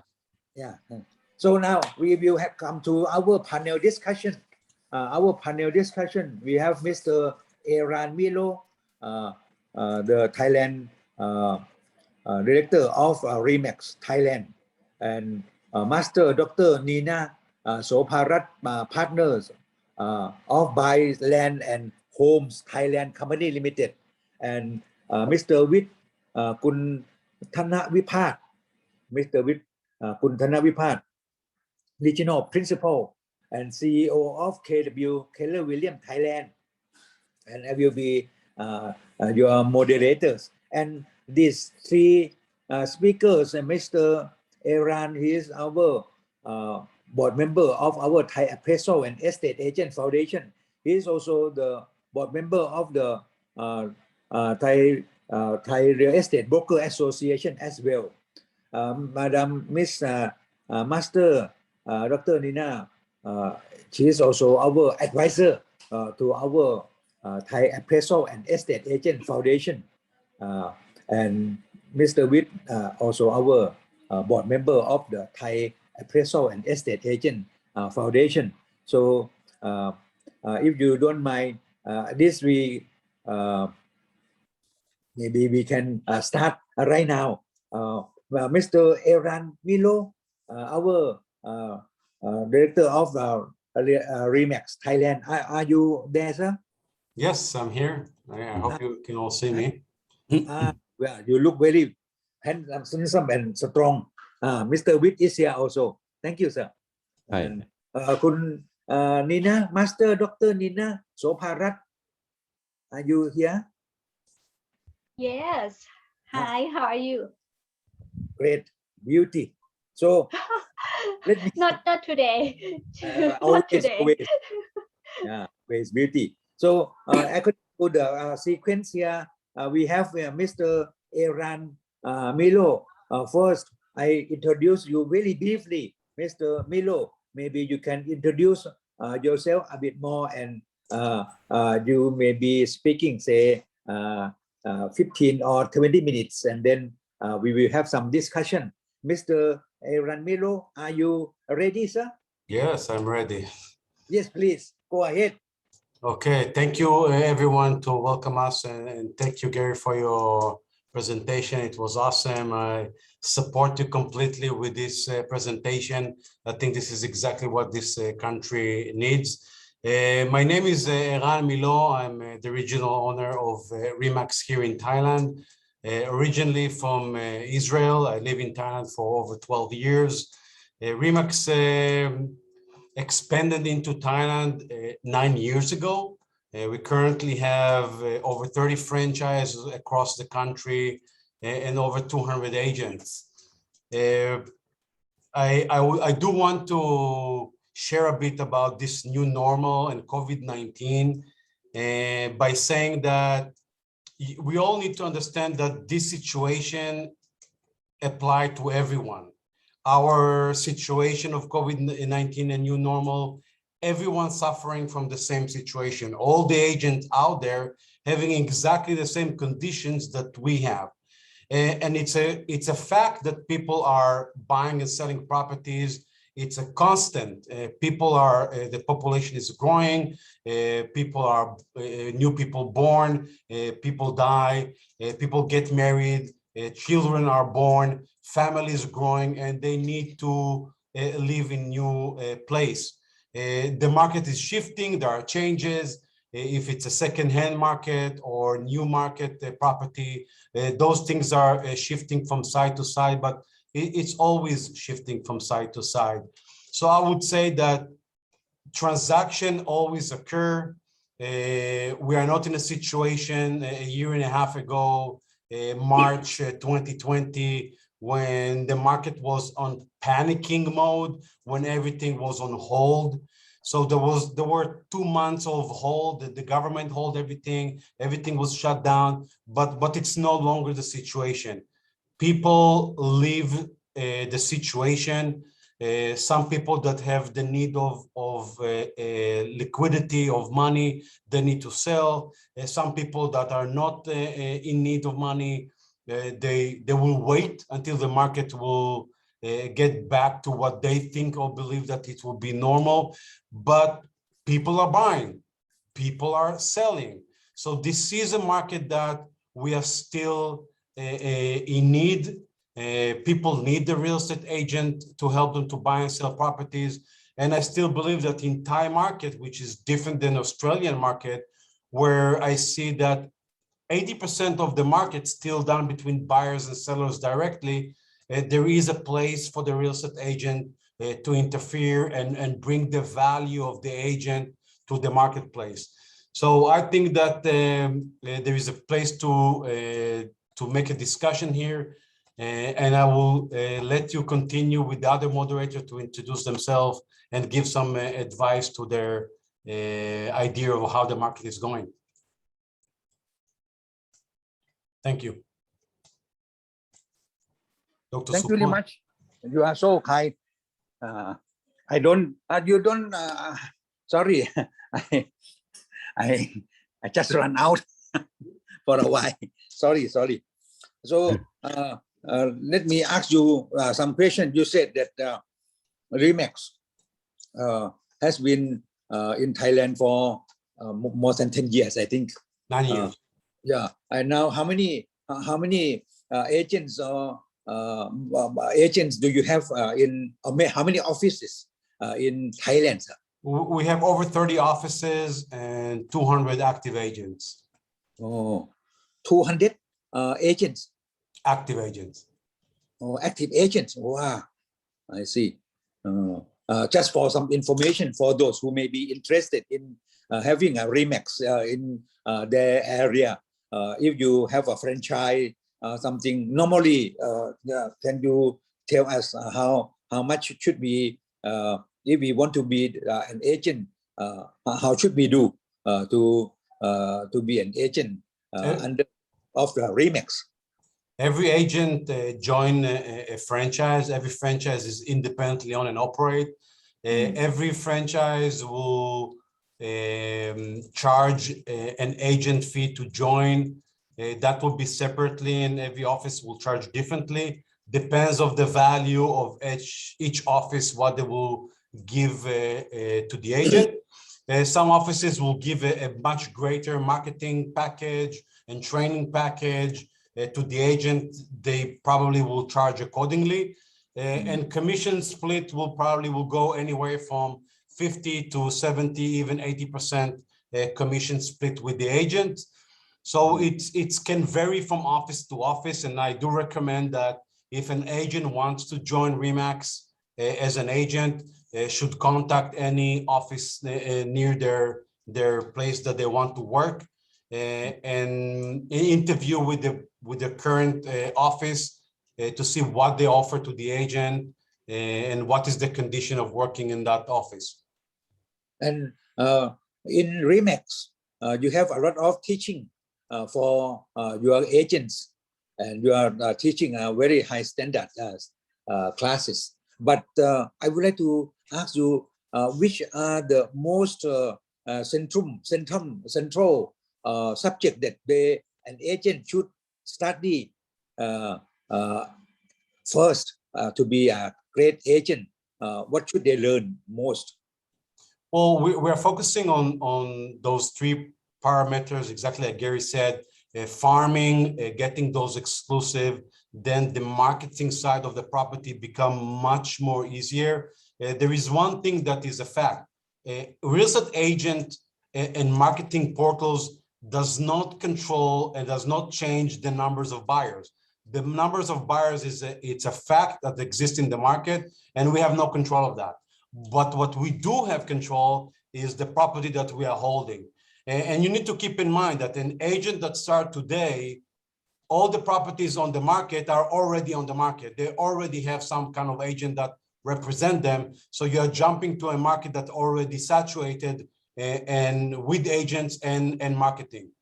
Now, to agent that wants to succeed, they need to do farming.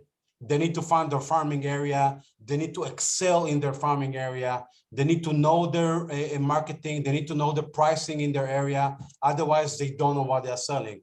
And of course, when you don't want to waste your time and money, you need to get those exclusive. As we speak about and how Gary said before, you need to hear a lot of people say no, no, no, until that person will say yes. And once you get a property and the owners did say yes and they give you the exclusive, then you go out of your mind to promote that single properties, and then this is where transaction actually occur.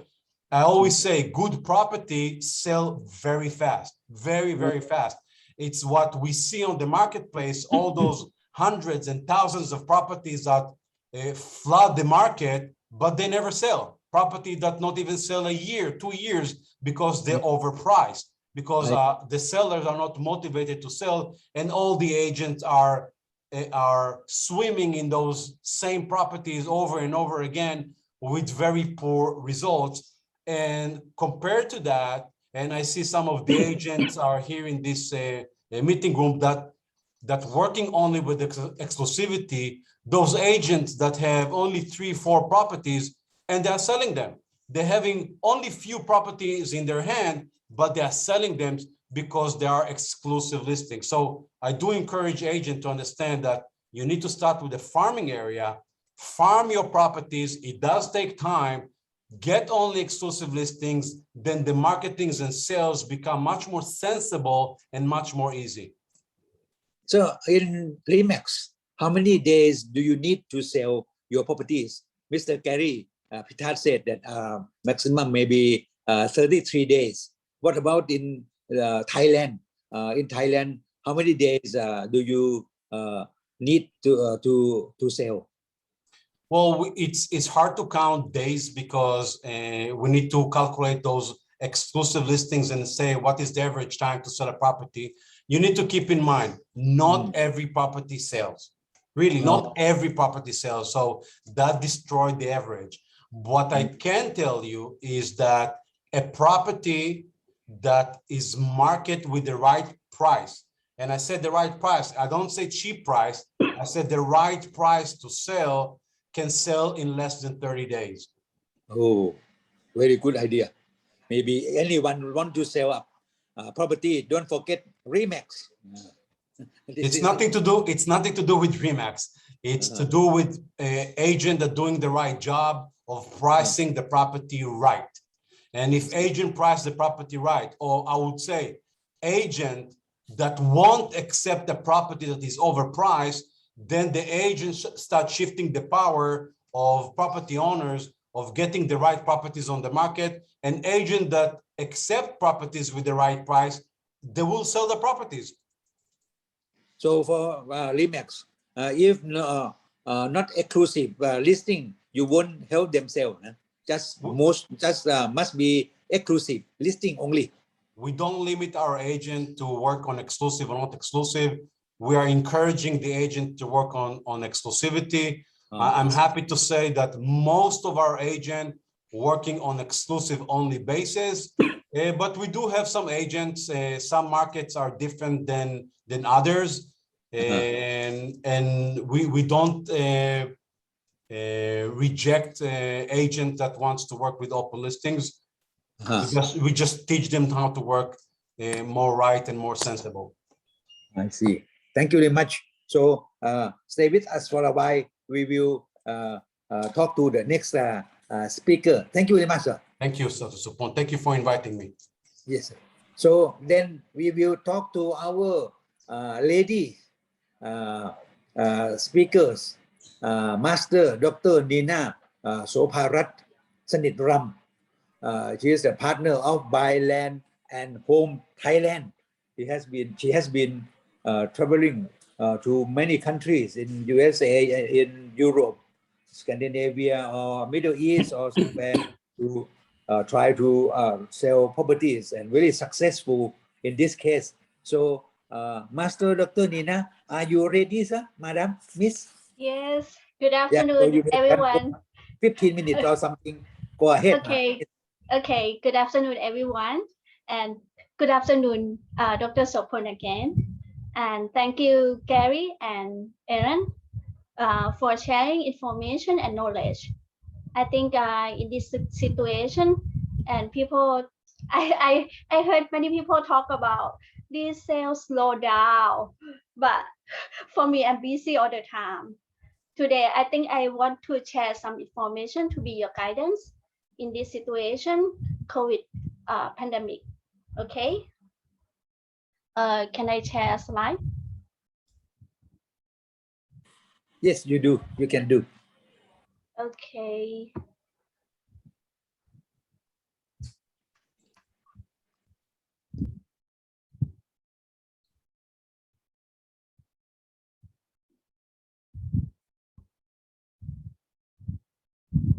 Can you see on screen?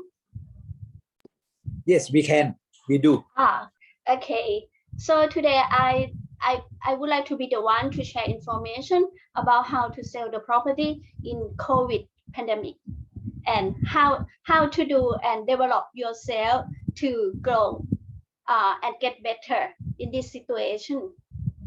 Okay, let me introduce myself.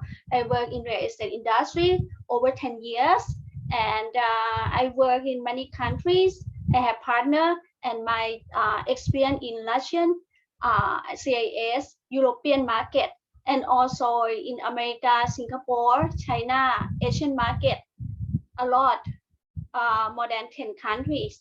I have background from, I work in show business as an actress, TV host, and also I love about IT technology. So my background, I have a IT and technology background, and plus my many languages I can communicate. So I work more than 100. I work for more than 100 property projects in Thailand and oversee the first property project in Phuket. I used to work for Spanish developer that is a mega high-end, mega super high-end project. We develop the pool villa, civil pool villa price 15 to 20 million US dollar per villa at that time. If you think about 17 or 18 years ago, that is a high-end target is very popular in Phuket. So at the moment, I saw people talk about real estate industry. We cannot sell everywhere. Everyone talk like this. I say for me, I'm busy, and I found statistic. This everyone see possibility recover between now and 2022. This is forecast the transaction. I'm not sure will be very clear on screen. This is I kept only in Thailand.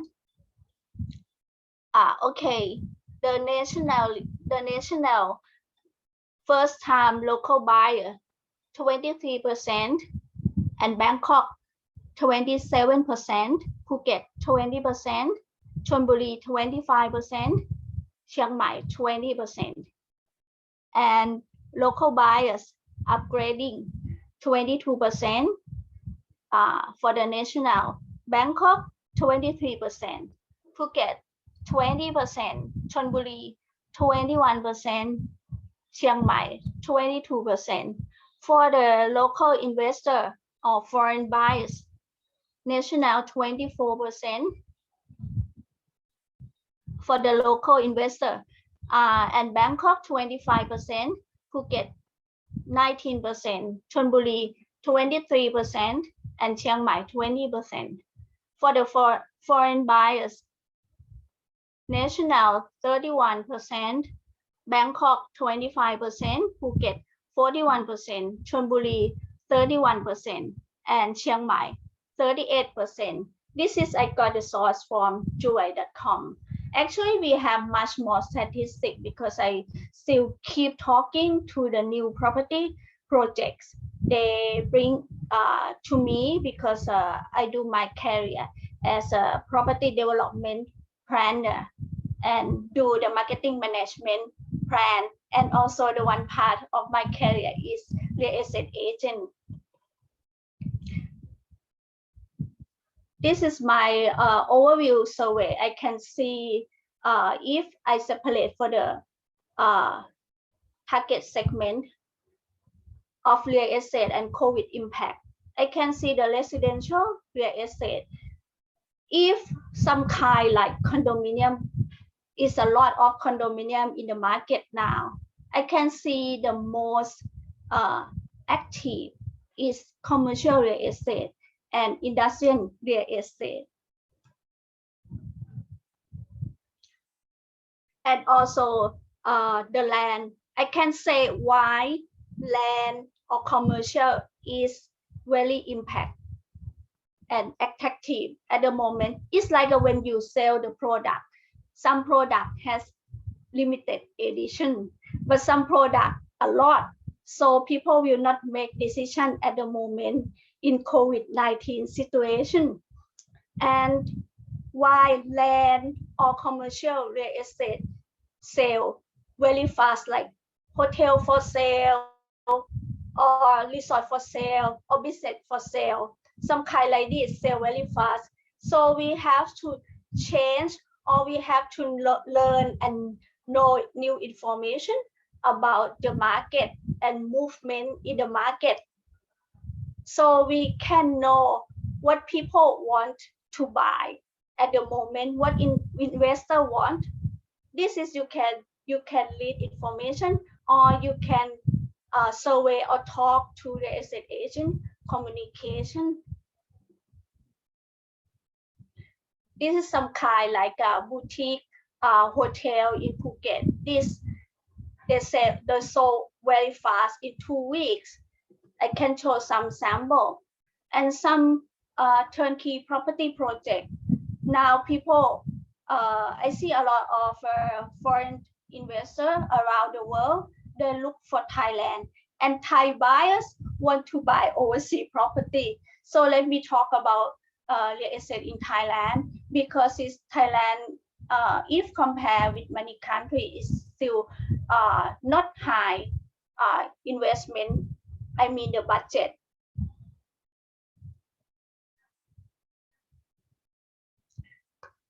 So when you want to change or develop in COVID pandemic situation, first about planning. If you study a lot, if you do survey a lot, you will get some idea about planning. Number 2 is about source, data, content and information. Number 3 is about process, tools and technology. I will talk about it next. Some sample about planning.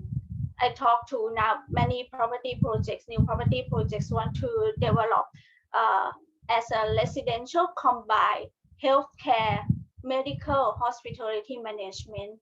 This is will be good trend and new trend and much more coming soon. This will be good if some people cash and sell this kind of property. And also property developer, they need to add for more technology, Internet of Things, IoT, or new technology all the time. Okay, about source, contact, content, and information. Now, new normal change our life one thing. You cannot be low tech. Now, everyone have to upgrade or upskill about technology. So about content and data contact, you can separate for the listing of partners, your partners, developers, landlords, co-broker, business partners, or clients. How different between content and information? Can you guess?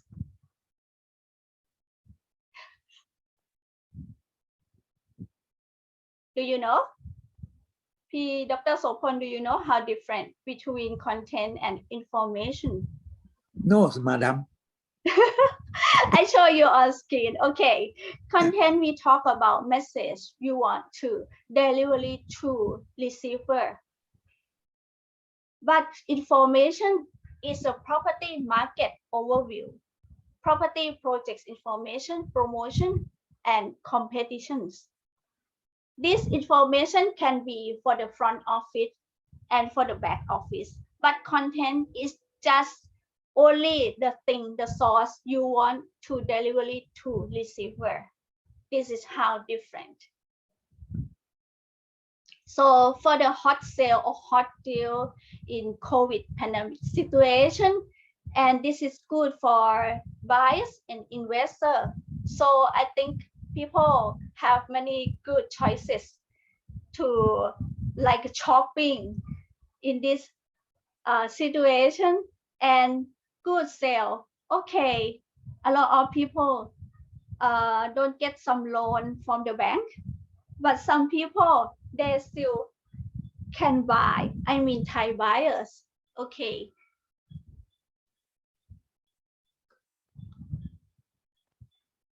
And about process and PropTech. Now is very important for COVID-19 situation, COVID-19 pandemic, and this will help for deliver to at least your target. This technology, device, and languages. Number one is about digital transformation in real estate. Everyone cannot go out someplace, right? And you can use digital transformation in real estate like a new technology to support for your sales. And also VR and AR. If somebody didn't know about how different VR and AR how look like, I have some clip to show you.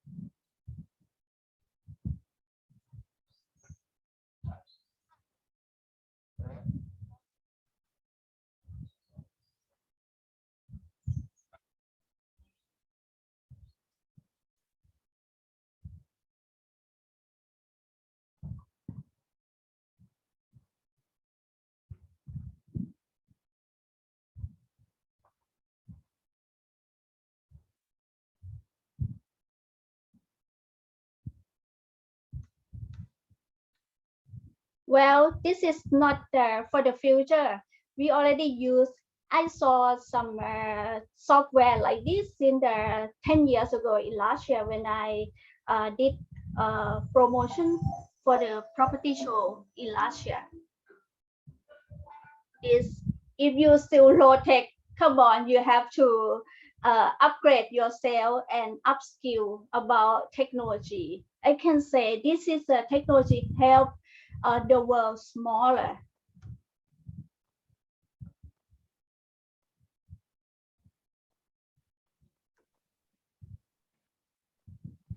And also about marketing automation. Marketing automation or digital marketing is when we talk about is a software and help you to work back office and front office. Is very easy to use and can focus your target and select for the buyer persona also. This is like when you do CRM data system, and you can use this marketing automation combined for the CRM data system. And also you can create for the hyperlocal content. This This can search and social platform and list your target and expand combined with the location of your property. This I think this is when you create very good content, you write very good content, even property profile or your profile. This is very good to list your target, because now many people use internet more than normal situation. Can you imagine people use internet all the time and they can find you easily? And this is I just saw information about Virtual Property Expo. We have never seen here. I think this year will be the first time. This is the biggest property trade show. Maybe you can search information later. And about the asset online solution, this is a help you work easily. This is by contact. Okay, we can talk and discussion for the next. Thank you. Thank you very much. Very informative. And you yourself is a model in this. I was model before. Yeah, very good. Yeah. So I work as a marketing girl, and also the property developer have to pay me for the modeling job. Yes. Yeah. Very impressive indeed. So this is Kun Nina, coach, master, Dr. Nina. So we will come back to her later. But right now, let me talk to Kunna Vipat. Mr. Wit Kuntana Vipat is from Keller Williams, Thailand. He owns Keller Williams, Thailand. And formerly he worked from as an agent in the USA for over 10 years, long time. And he is also now a developer doing some real estate projects. And he also helped sell so many housing projects, real estate projects in Thailand as well. But now he fully run the KW William KW Thailand. So Kun Wit, are you ready? You can Yes. guide talk Thank to you. us. Thank you very much. Thank you. Thank you very much, Kun Dr. Sopon. And let me introduce myself. My name is Wit, Regional Operating Principal of KW Thailand. Previously, I am a CEO of Capital One Real Estate. We still exist in the market. But previously, before, I worked in California as the realtor and stayed there. After I graduated in US, in California, in the real estate market. So I can say that I understand the market in US and in Thailand, both sides. So we are selling to many countries right now. Okay. To keep it short, because we have because Keller Williams, we have a training, and I'm a coach, map coach for training, also for KWRI, Keller Williams Realty International. That we have a book which we will show you that is called SHIP. Sorry, that I have trained in Thai language before, but never been in English. So maybe a little bit difficulty for me to training. Let me show you a slide, and I have to skip some slide also, because there's 40 slides, may not be in time, right? For the SHIP, let me. Okay, SHIP is written by Gary Keller, who is CEO of KWI. Gary Keller, he wrote a book, Millionaire Real Estate Agent, and some other book in the US. I think most of the topic, Kun Gary Pitat, he speak already, so I may keep it short, but I just conclude it again. So on the SHIP, on the book of SHIP by Gary Keller, we have the tactics to handle this situation. The first one is gaining mindset, gaining mind over market. The second one is the expense management. So control your expense and leverage people and upshifting lead generation and lead capture. This is all the internet lead, because lead generation is very important in this market to help, and it is strategic how to help you to survive in the market. Okay, and then the seller pricing strategy, seller staging strategy, and creating urgency to buy for the buyer, and how to solve the buyer, because you know that this situation, a lot of people have the financial problem. So your buyer may not have the ability to buy, and bulletproof transaction. So you have to protect your transaction until transfer, and then how to sell, cross sell, or foreclosure property. But this today I'll talk only the first one, because this is very important. The most important for the tactic is gaining mind over market, because there is your opportunity, not you have to think that it's your opportunity to upgoing in the future, right? So the main idea is the perspective, how you look to the market, and how you get the opportunity mindset to grow it, and how to master your skill. As Mr. Gary Pitat say, that the skill is very important in this situation. Install key system. It's mean you need the system to help you to organize everything. And 5 is get into the game. So it's ready to go after you create everything, right? So perspective on the market. We have to think that the real estate markets, as my personal experience, people always buy and sell. We cannot stop for the real estate. It's better than like you selling something on luxury product, or it's affected by purchasing power. But for real estate market, people need to buy and sell every time, even market up or market down. And market is always shift, because if you are in about my age, I have seen the economies like this many times. So we have to protect and run for a long time for real estate agent, but how to think, how to survive in the market shift. Change is equal to opportunity every time. So another thing is supply and demand. Of course, this is the economics theory. That's all. Demand if exceeding supply, so it's high price. But if the supply is higher, exceeding demand is low price. So it's normal economics. The 3 best way to close an affordability gap. So 3 things: lower the price, increasing purchasing power, increasing income. Which factor that the agent can control? So we might think that maybe the first one, try to negotiate to the seller to lower the price, which I did in the past, because I have so many projects. We are sole agent for the project, and increasing borrowing power.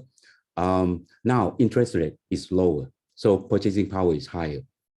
Now it's a chance for many, because installments is very low. As I training to many other agents, that it's surprising me that now installments is very low. It's hit the floor already, I think. And increased income is very hard to do. So forget about it at this moment, because I saw a lot of my clients that the reject rate for mortgage loan very high. Right now, very high, because most of people reduce the salary. So this is a problem that we have to figure out how to do it and how to change it.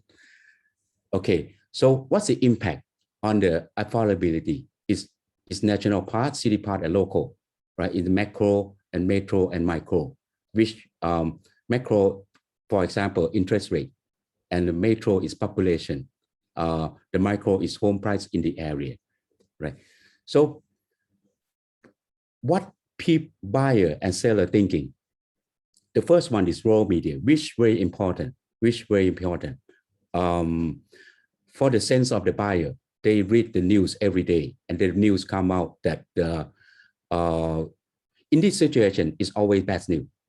In this situation, always bad news. But we have to fix that, and you have to think that the seller believe inflate of sense of value. It means that the value that they will get is very low. It's too low to sell. Can't sell for what they need or want. So they cannot sell, the seller, they think that if they cannot, they cannot sell the price that they want. So they just hold on. Okay, can sell as is, as without improvement, which is not recommended at this moment for the secondary market, only. Marketing and open house or just sell it, just put the signboard on it is enough. It's not enough at this moment. If they cannot afford the payment, they will lose. It means that if they cannot afford the payment, if the owner cannot pay, they will lose and to foreclosure, and so the bank will seize the property. Okay, what's buyer believe? Buyer is they think that the value will come down at this moment, so and don't know where to go. Maybe next month the price will go down. There's plenty of time to look and buy. Seller will take almost any offer. So it means that if they negotiate any other price, they will accept, which is impossible at this moment. We are in the agent, we know that, because some price is too high, and the seller, they don't want the money, they don't lower the price. Wait for more home come into market, may not be able to get a loan, which we can fix it. As the agent, you can recommend how is the loan, how to process the loan. So for myself, our headquarters, we have the team for the housing loan, which is specialized other than bank, because we analyze the buyer first before we send to the bank, which bank they appropriate to get the loan. So, and a few people think that it's the great time to invest in real estate. A few people. For myself, I just bought a building. It's very cheap. It's very cheap at this moment. And I think it's the cheapest right now because the price will go up next year, for example. So the few people will think it's a great time to invest.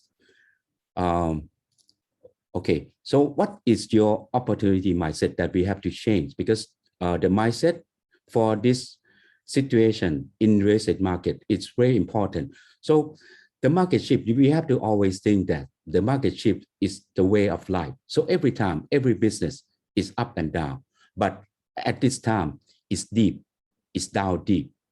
So we have to think that if they increasing high, because it's down very deep. The market is always in transition, so it's always change.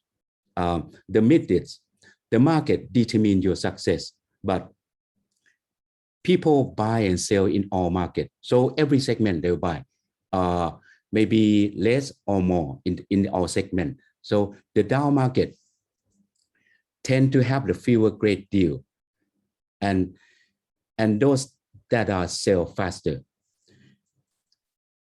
Okay, in up market, the only way to can get the lead generation is proactive and reactive. Reactive is mean wait to get the lead generation, but in the down market, the proactive lead generation is work. So you have to go out and find the lead generation to get the customer that come into the market. Okay. When the market shift, the new strategy is required because you have to change or adopt your opportunity of your new mindset. Seek only motivate buyer and seller, because in seller in Thailand, as you know, as we always know, that people just sell, but they want a high price. So in my training, so we don't count into the market. We don't include into the market. It's our market because it's a price too high. So, and the other thing is when you set up the price, you set up in the downturn in the cheap market. We have to set the price at ahead of the market, not existing one. So we have to forecast in the future, maybe next 3 months, the price, what is going on. So we set the price at this moment. Make the condition of listing stand out. So we cannot sell as is anymore for the secondary market in that situation, in this situation. The motivate the buyer with a sense of urgency. So it means that we have to motivate the buyer that to buy urgent and qualify the leads and convert quickly. So this is important. Okay. Catch and convert the leads on the web, which is Kunina told us already that now the world changed. You have to develop the website or internet, everything that the leads will come out.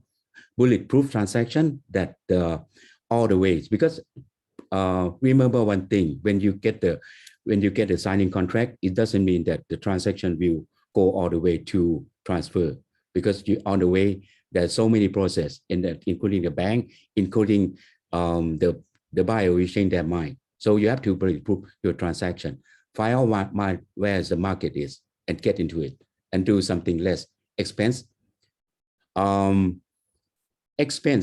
Try to cut the expense on the agent that if the small company, you can decide easy. For us, we are the big company. So we have to revise and review to think about it to how to cut the expense, which last year, I remember that after COVID, because we are setting up the KW Thailand during COVID period. It's about February last year. KW Thailand is come with the COVID last year. So we are not cutting the expense all. We cut only the expense, only the some of the stuff that it might not work, and cut some expense to everything. So how to survive and learn to alternate financing option. Okay. And one thing we have to remember that in seller market, it means that easy to sell in the market, agent increase. In the buyer market, which is now, the agent count decrease. Sometimes it's hard to count the agent in Thailand, but I count the agent in Thailand only the people who did 4 transactions per year. This is the agent. So the agent is the many agents that everybody can be agent. Easy. They say that they are the agent, but we count on the transaction that if they're selling at least 4 to 6 per year, that's the agent. So the real agent right now decrease. So it's opportunity to you to grow up and work. And the big opportunity for you to scale up and adapt and improvement your business. Okay. When market shift downward, it's a time to reach the equilibrium which is unknown. We don't know that where it's going to. Right now, we don't know where it's going to until where. So the myth is we wait it out, we will over soon. People always think that. But the truth is you have to face the market and adapt as it's needed. So it means that we have to commit consistency and reduce expense and keep it going. Okay, and in the downshift, it's time to all hands on the deck. So find the prospecting, convert appointment, try to make appointment, cost control, negotiation, and bulletproof transaction, and customer service. Okay, it's your role to change, to be the opportunity of warrior. And you have the plan, you know what you should do all the time. Know your strength and leverage them and execute it. And delegate tasks in your team, how to work things on. I might skip some. This is a chart that if you are maintaining the volume in this situation, because you can see the chart that the situation market is down, always down. And if you still keep your market share, maintaining volume, which is we doing it right now, we doing the market share, is still consistency. In the future, if the market up, your market share will up also. Your market share will increase the volume and you can be success in the future and master your skill. Okay, I will talk some in this because we may not have a time. Okay, keep up your education. You have to study all the time and be a student in market. And lead generation, you have to spend 3 hours per day for lead generation, which is try to find the market, try to buy, and motivate the buyer to buy and convert lead for appointment. Okay. I think I will go to the end because it's too many slides here. Okay. Thank you very much. The last one. Yes, please go ahead. Do not quit and commit at this moment because you cannot quit because I saw many agents. I know many agents that they exhaust very much at this moment because it's 2 years already, but the hope is still there. And the last training, I try to motivate the agent that if you can be in the market for 2 years already, just only 3 to 4 months that you can wait for it because it's upcoming maybe next year. So don't commit and in the game plan and know your role and focus only to make the money. Don't do anything. All right, cool. Thank you very much, Dr. Sopon. And hopefully I can explain more at next time. Thank you. Yeah. Thank you very much. So can you kindly tell us, say you have trained a lot of newcomer, as I asked Mr. Gary Pitard, say normally for an agent, normally if you train say 100 people, how many still stay with you in next year or something? What is your figures? For Keller Williams in Thailand? Yes, or maybe in general. Now we last year we come from zero. Last year we come from zero because we just set up after COVID. It's luckily for me that I come with COVID. Then I know how to fighting with the tough situation. So the last year we grow up from zero until now we have 150 agents. And then from the last year, they still exist. Only 10% of it they quit.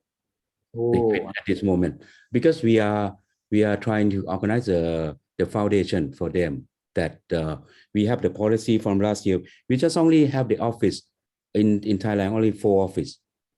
For the all agent 150 because we want to make the one office big, and this is the way that we are doing it. Yes. So yeah, for those 150 who are in your workforce, do you pay them or do they earn some living from their commission purely, or do you have some payment to them or something? About 40 is salary based. Pardon? About 40 people is salary based. I see. Salary based, and then the other is non-salary based. Oh, so your office staff maybe around 40 people. Yes. And the rest are maybe just an agent to find Yes. out properties to sell. And as I asked in the past, how long do you need to spend? How many days do you need to spend to sell a property, a house, in your experience? Hard to say, Dr. Sopon, because in the US, in the US we count that if more than 6 months, it's just is we call it in the buyer market. We call it 6 months, but in Thailand, as we see the stock, the real stock, as I see the last report, it takes about 5 years to sell all. Ooh. Right? In the statistic, it takes 5 years to sell all. So if it's in the right market, if it's in the right price and right situation, should be around 6 months. 3 to 6 months to selling. So if longer than that, it means that the price is something wrong with it. The pricing or the marketing or the some other things that something wrong with it. So I can say that 3 to 6 months. I see. Thank you. Yes. I have a friend who bought a house in the triangle, like a bad feng shui, that the road facing his house, and he bought that house for investment, and now 5 years already, still cannot sell it. Oh, that is a pity for him.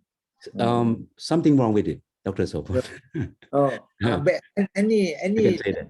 related to feng shui or vastu, feng shui or vastu, is there any concern about this Yes. in a house? Yes, in Thailand, it's not like the same as in the US. We have something like feng shui is important for some people, and then of course, if the feng shui is not good, but if you're selling the low price, you can sell.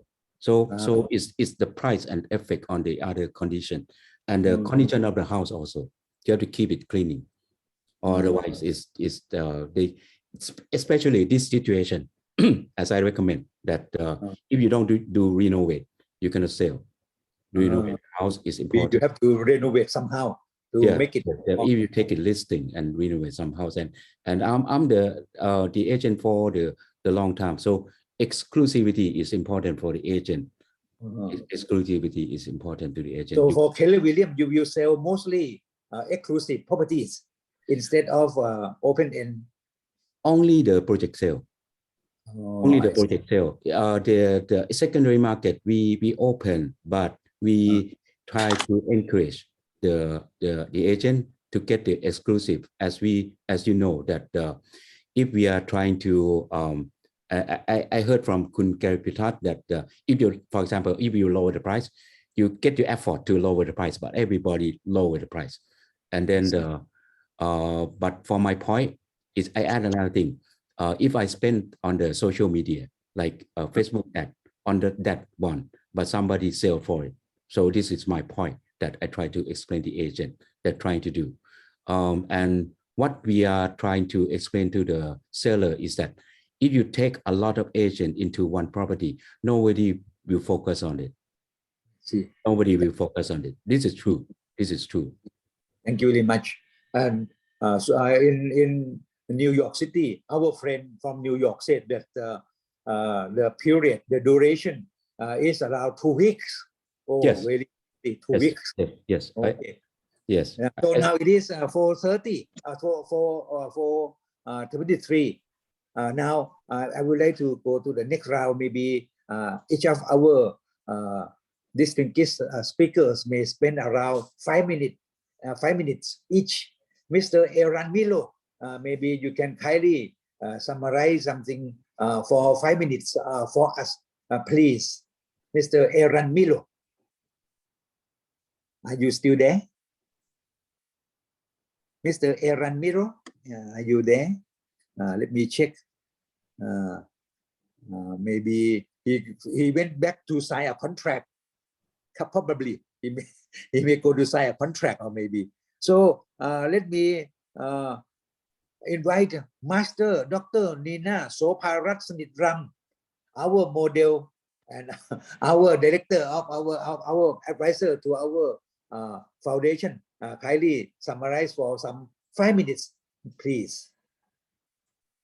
Okay, I think for the COVID-19 pandemic, if you want to have some sales and success, I think first is about creativity, and second is about what I can say about the productivity. When you create something new, and then you have the right product, the right property to sell to the right market, as Mr. Gary talked about before.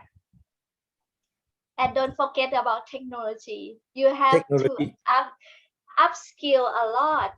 And in Thailand, if you don't know, you should know we're gonna have a Thai currency baht, by digital Thai currency, you know, and we will see for the next year. I hope I hope it will help for our real estate industry a lot. Thank you. Yeah. So that I also very frustrated in learning new program. Even if I'm very old, still need to learn and every time when I learn, I feel really frustrated. I saw here คุณรณิดา our one of our board member from ERA, a very large conglomeration, a very large firm from USA as well. Miss Ranida, our board member, do you have any thing to contribute, Madam? Kun Nalida? Sorry, I did not have some words with you before I ask you to say anything. But if you have anything to say, Kun Ranida, you can kindly say anything if you like. Kun Ranida Phut Iem, the Managing Director of ERA Franchise Thailand. Maybe not yet, huh? Okay, anytime you like. And I saw Miss Carol, should be Miss Carol Whitney from New Zealand. Miss Carol Whitney, are you Carol Whitney from New Zealand? Is it right? Miss Carol Whitney from New Zealand, are you there? And I see Miss Malika Muni Pirakun, Kun Malika Muni Pirakun. She was a founder of the Thai Real Estate Broker Association, and she is now our advisor to our Thai Appraisal and Estate Foundation as well. Kun Malika, are you there? You can kindly say something before I ask our colleagues to commit to say something. Any comments? Anything? Miss Carol Whitney or something? Are you there, Miss Carol? And I see who else? Miss Panagiotis, Kun Panuwat, are you there? Anyone like to contribute anything? Kun Yuki, she is also an agent, a very successful agent. If you have any comments, you can say something. Kun Mukda, sorry if I did not ask anyone. Kun Mukda, are you there? Mr. Jimmy Kantapura, Mr. Jimmy Kantapura, Sasdiakaji, he is a sick. Good evening, good afternoon, everyone. Yes. Thank you for the good sessions. Got a lot to learn from many others places around the world, like the first speaker that talk about stellar market in Australia. I wonder, because in Bangkok now, I think is in the buyer market, right? Yes. Doctor. Yeah. But you are a successful agent in Thailand. Oh, very thank you. I'm working on only in exclusive listing as I said. It is a very good to do the business to do only on a exclusive with the exclusive listing house or land properties. Yeah, thank you very much. Kun Malika, are you here already? พี่มาริกาครับคุณมาริกาคุณดีพีและคุณเมคาลี say something because you are a founder of the Real Estate Broker Association. You are very experienced. I met you. Can I speak Thai? Can I speak Thai?